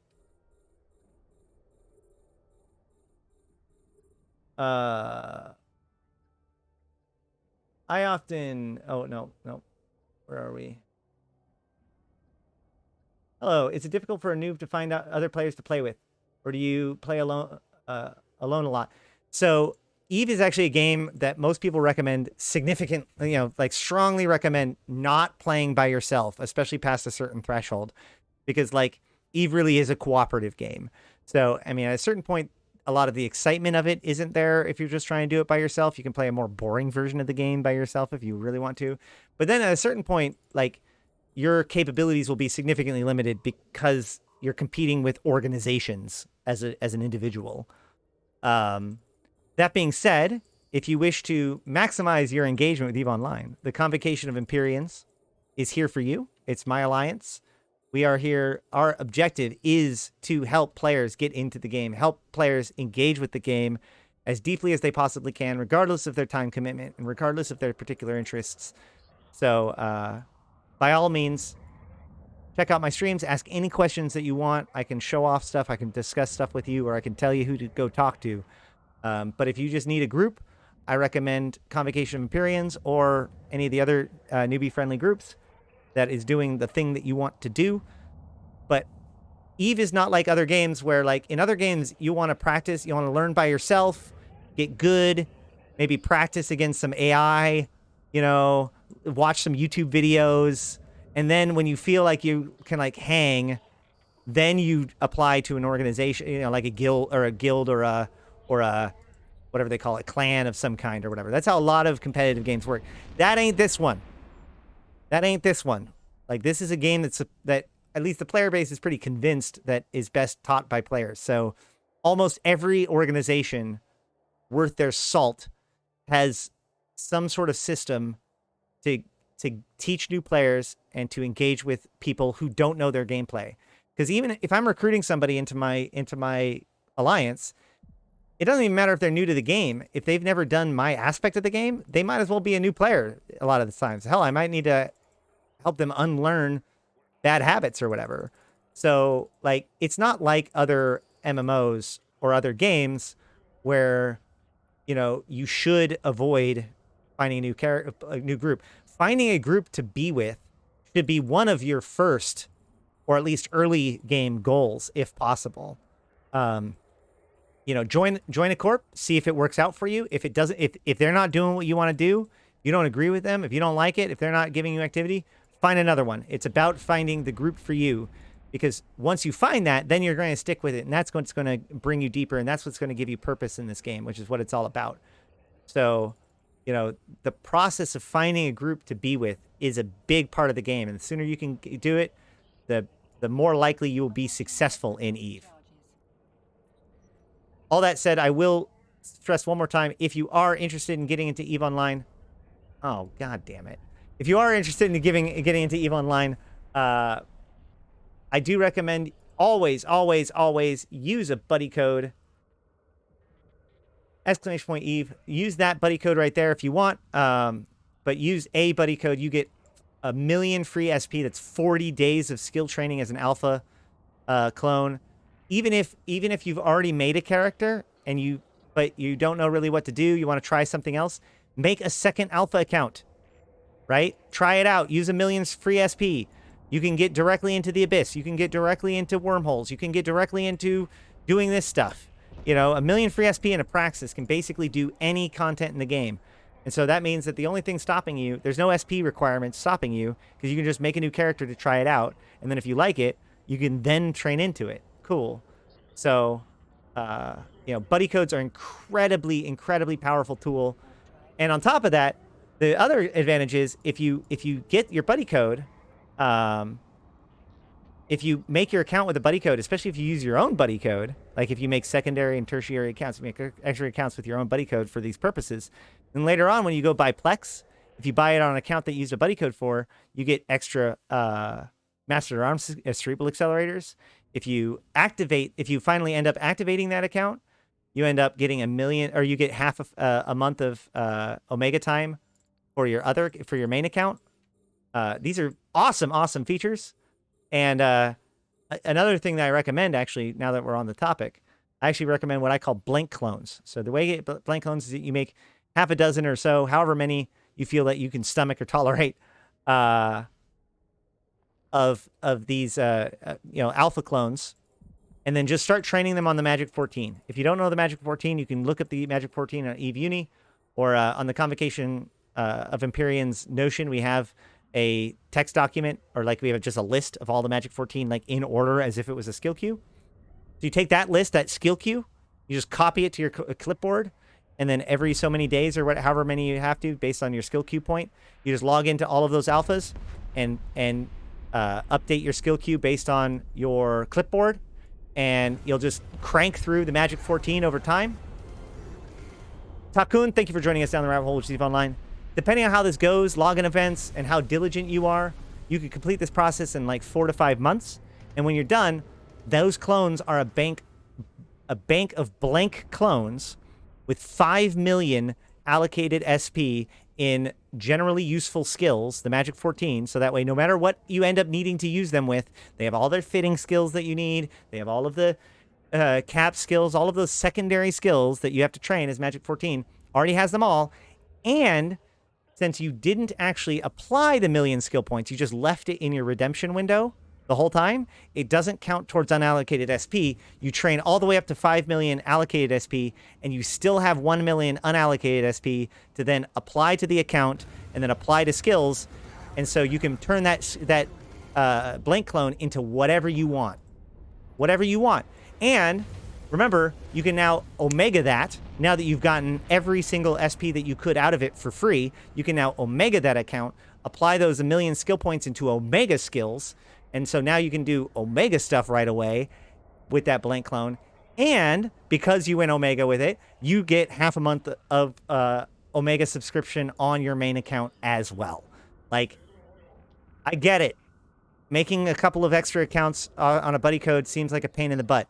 But if you do it today, it takes like a half an hour. It doesn't take that long, and then you don't need to even check in every once in a while because these skill queues go pretty long, pretty quickly, and you keep them all in sync. So you're like, oh, I don't even need to log in for another like week and a half or whatever. But then when you're done, like I said, when you're done, you have them and they're available to you. It doesn't matter if you go into a wormhole. It doesn't matter if you go do something else. You just have this extra clones. You may never need them, but at least you have them. You always have them. And that's an incredibly powerful resource. EV Online is all about the accumulation of tools and tactics more than anything. And so, you know, just like getting your standings up or getting something else, taking care of that once makes it so that you have that tool at your disposal. That being said, thank you, Takun and Goladrome, for following. Thank you for joining us down the rabbit hole with EV Online.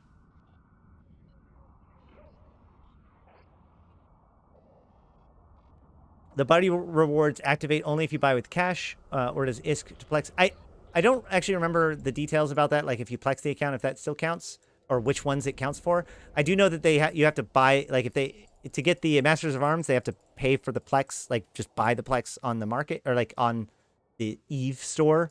I assume that the Omega one is too. So if you like Omega your account with Plex, I don't know if it does the same thing. But, I mean, even still, it's, you know, useful for all of the other stuff. Jambalaya, thank you for joining us down the rabbit hole, Jeep Online.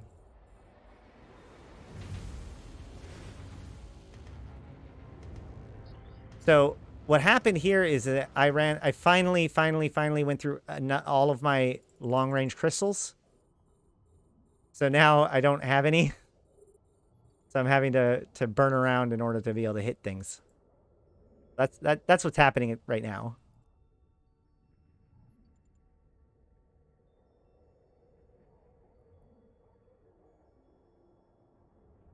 Yeah, you used to be able to do that with the trials as well, but that's why I think that they fixed that. But I'm not 100% sure. Maybe not. So I understand the whole like I'm dedicating one character to an MMO, but like you're an immortal clone soldier that is an infomorph that slips in and out of human bodies like they're skins or suits. Like you need to embrace your postmodern, your post-human humanity, right? Like it. I'm not saying that you maintain multiple characters. If you want to be one character, you can. In fact, if you never want to log into those blank clones ever again, you can. But here's the thing. When you need it, it's either going to be already done or you're not going to have it. You know, well, if I had it, I could use it, but I don't, so I can't. And so, again, it's about your options. And I would consider those alpha clones to be more or less disposable, right? Like, once you do something with it, I said do. Then, you know, discard it like a skin. Who cares? Or like a disguise or whatever. I don't know what I'm going with that. But my point is that I wouldn't consider these things proper alts. They are actually extensions of your main. Especially since they can't be logged in at the same time as your main. It kind of makes it way easier to think of them as disguises of your main rather than independent entities on their own right. But maybe that's just my headcanon.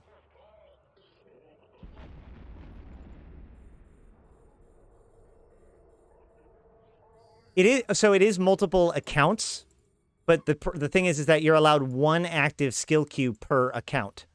So by making each alpha on their own account, it will allow those alphas to all train in their passive skill queue for up to 5 million skill points on each account.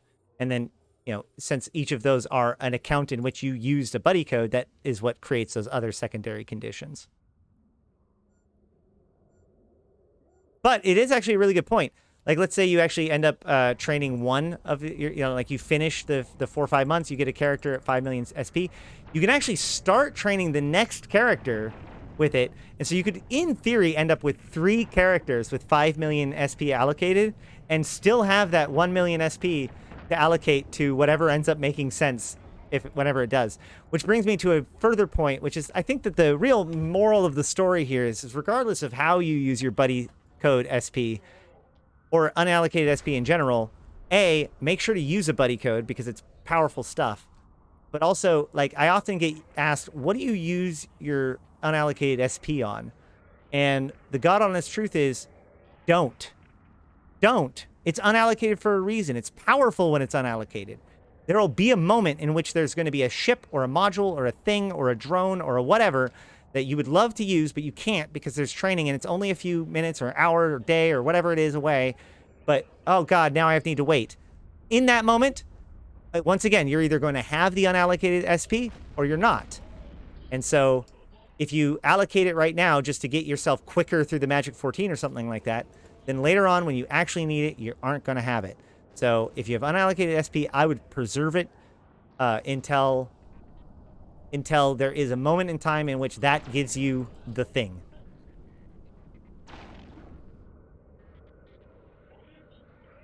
The EOM site if anyone wants it. Oh, in local. I get it. You're a funny man.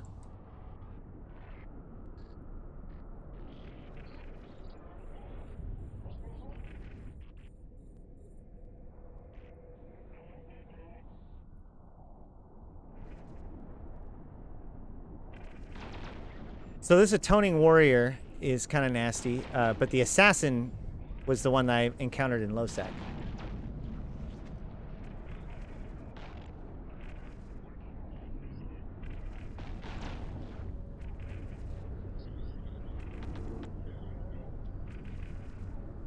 So yeah, so the Atoning Warrior is doing the correct stuff. This guy's right. He's doing blasters. He's rocking blasters. So the biggest damage dealer in the area is doing the correct damage. It's just like, it's just the lead up guys have there's a lot of EM damage I noticed in particular. Yeah, I legitimately think it's triple tanked with how long it takes to get through the hull of these guys too.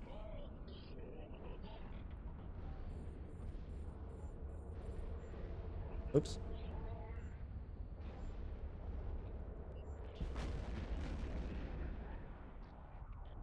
Down cycle my boosts, so that way they're done by the time we're done.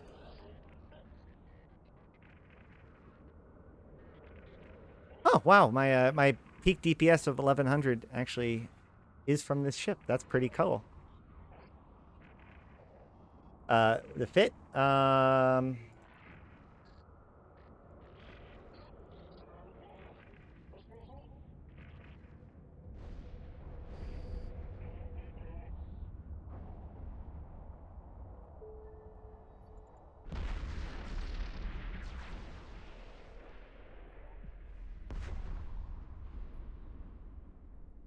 another 30 million drop. Oh, 15th overseer effects. That's good. Yeah, there you go. So that's a legitimate 30 million is can in high sec. Yeah, these sites are not terrible for sure. Like, they're definitely not like as much as the Christmas site, but they even said that was like they had the reward pretty high. So these are like, call it 10 to 30 million in high sec. Call it 60 to 150 in low sec. Not sure about high sec and wormhole. Yeah, these are combat.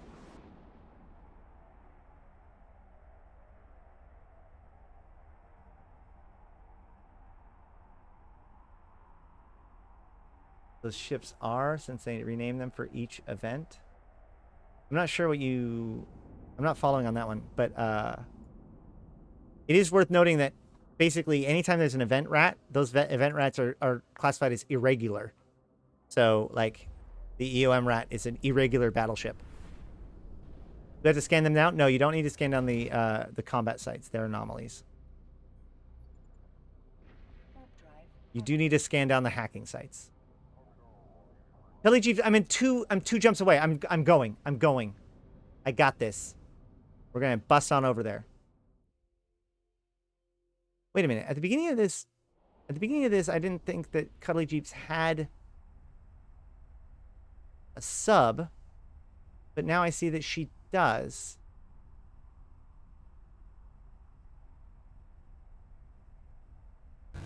Did that happen and I didn't catch it? Oni... Oh, gosh. Onipsai? Onisai? Onisai. We're going to go with Onisai. Probably not right, but it's what I'm going with.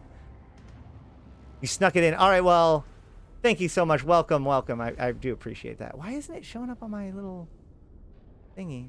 Weird.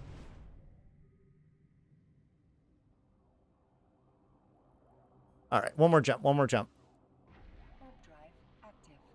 Then I can show you Saurm's. You remember them? Remember we actually even went to the Mekhios graveyard. So I took you to a site in Amar area in which there was a graveyard, and I told you about Jamil using the super weapon to destroy the Elder Fleet. This ring a bell? Mekhios graveyard. Who's this guy? Does he ever stream? It's the voice of streaming past. Okay, so what we're actually showing you, Cuddly, is what they've done to that same site. So we're going back to the Mekhios graveyard.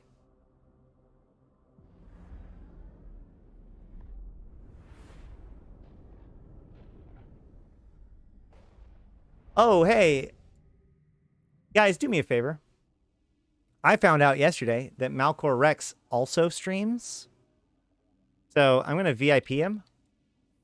Malcor is a cool dude. He's been hanging out with us for a while. He's very much been part of the streaming world. He streams himself. So you should definitely go over there, give him a follow, help him out. Like we like our stream community.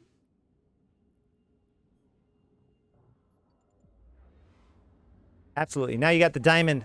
Anytime you see a diamond in here, it means that the person is probably an e-streamer.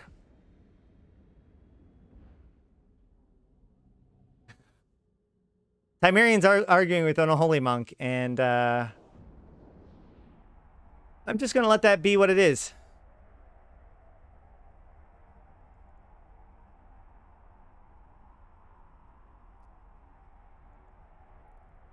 All right, here we go. So here is the new graveyard. So not only are there tons more wrecks here than before,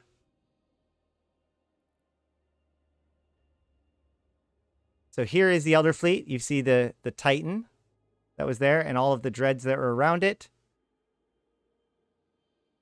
You can watch this this happen in the Empyrean Age trailer. But the big addition is actually over here on the Amarian side. We now have a new statue of Jamil Saurm along with her Abaddon and her fleet with the super weapon firing. So this is one of the new landmarks that they just put in.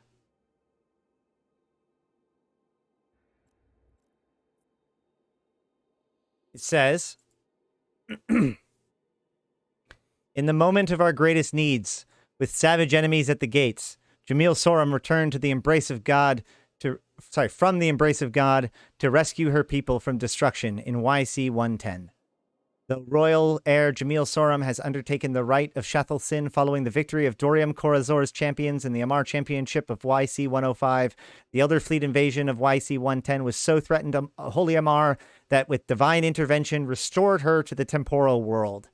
Jamil Saurm's holy flotilla was able to destroy the Elder Fleet with a weapon of divine power and liberate Amar from a terrible doom. Acclaimed a divine savior by the Empire, Jamil I was crowned Empress of Holy Amar, following the repulsion of the Minmatar Elder Fleet from the territories of the Amar Empire.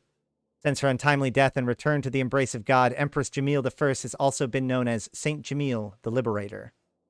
This moment has been entered into the graveyard, this monument has been erected within the graveyard of broken warships above the Mekhios in memory of our great liberator, Empress Jamil I, that her heroic deeds may never be forgotten or allowed to diminish in the passage of the ages. Quote, I am the harbinger of hope. I am the sword of the righteous. Unto all who hear my voice, I say to this, what you give to this empire, I shall give back unto you. Empress Jamil I, coronation speech, YC 110. That speech is also available if you check out the Empyrean Age trailers. Oh yeah, no. So spoiler alert. Definitely wasn't resurrected by divine providence, and the true nature of this doomsday, her, what was going on with her, why she was assassinated, and how this all relates to spooky sleeper space and drifters and stuff is all things that you can check out if you go to the YouTube video "Who Are the Drifters," or check out my YouTube channel or other lore discussions, or ask me about it when I have a lot of time to go into it, because that is basically one of the cornerstones of the stories of Eve. And this in particular, this chapter of it is laid out in the book Empyrean Age, which you should be able to get links for purchasing the Empyrean Age and all of the other books like it down below in the Twitch area. There should be affiliate links to pick up all that kind of stuff if you're interested in digging into that kind of stuff. I strongly recommend reading the Empyrean Age or Templar 1 and Templar 1, as well as the Chronicles on the Fiction Portal and the novella, whatever they call it, the short story Theodicy, which is on the Fiction Portal as well. So there you go, Cuddly, just for you. I do like the fact that they do show her implant markings, even though like the fact that she was Capsualeer is kind of like super taboo. Although actually the fact that she was a Capsualeer wasn't a taboo. The fact that she was used cloning was the part that was taboo, by the way. But yeah. Okay. I think that about covers it for the night. My son has been extremely patient, letting me stream for 3.5 hours. Definitely got to go reward him for that. But this has been the Eve Universe Sunday or Friday show. We've got an exciting weekend. The Equilibrium of Man have revealed that their grand plan is to try to destroy us all by destabilizing the empires, and it is up to us to stop them. Get out there, blow up some capital shipyards, make some money, hack some Sino beacons, go into some 18-man free-for-all cruiser sites, get paid. It'll be a good time. Until then, or until next week, I've been Ashterothi. I've been playing this game since 2010, talking about it since 2012, and I'm here to put Eve into context for you, my fellow Empyreans. Thank you all so much for letting me do this. If you like this and want to support what I do, please consider either subscribing on Twitch and or tipping on the PayPal's information below or whatever, or also supporting me on Patreon. I have been getting a lot of support on Patreon recently, which I really, really appreciate. It makes a huge difference between me trying to figure out what the hell I'm going to do with myself as we come out of this lockdown situation versus knowing that I can just sit here and make good content for you guys. So it means so much. Even if you can't do that, though, just head on over to my YouTube channel, subscribe, watch some videos, give me some watch time, feed the YouTube algorithms, and I will continue to be here putting Eve into context for you, all of you all, my fellow Empyreans.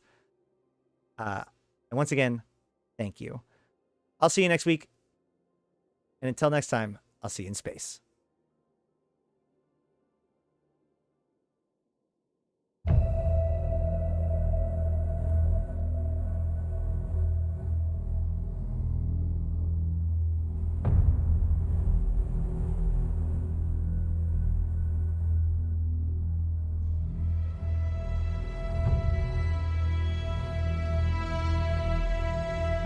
Bring on the wrecking machine. Quick. Open comms or gory? Open comms or gory? Quick.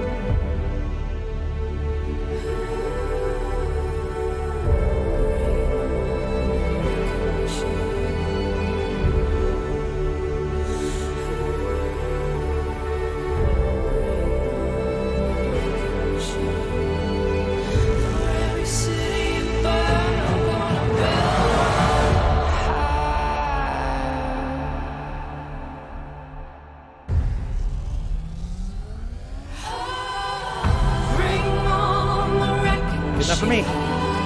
Setting your dreams of heaven on fire. Bring on Thank you the guys. wrecking machine.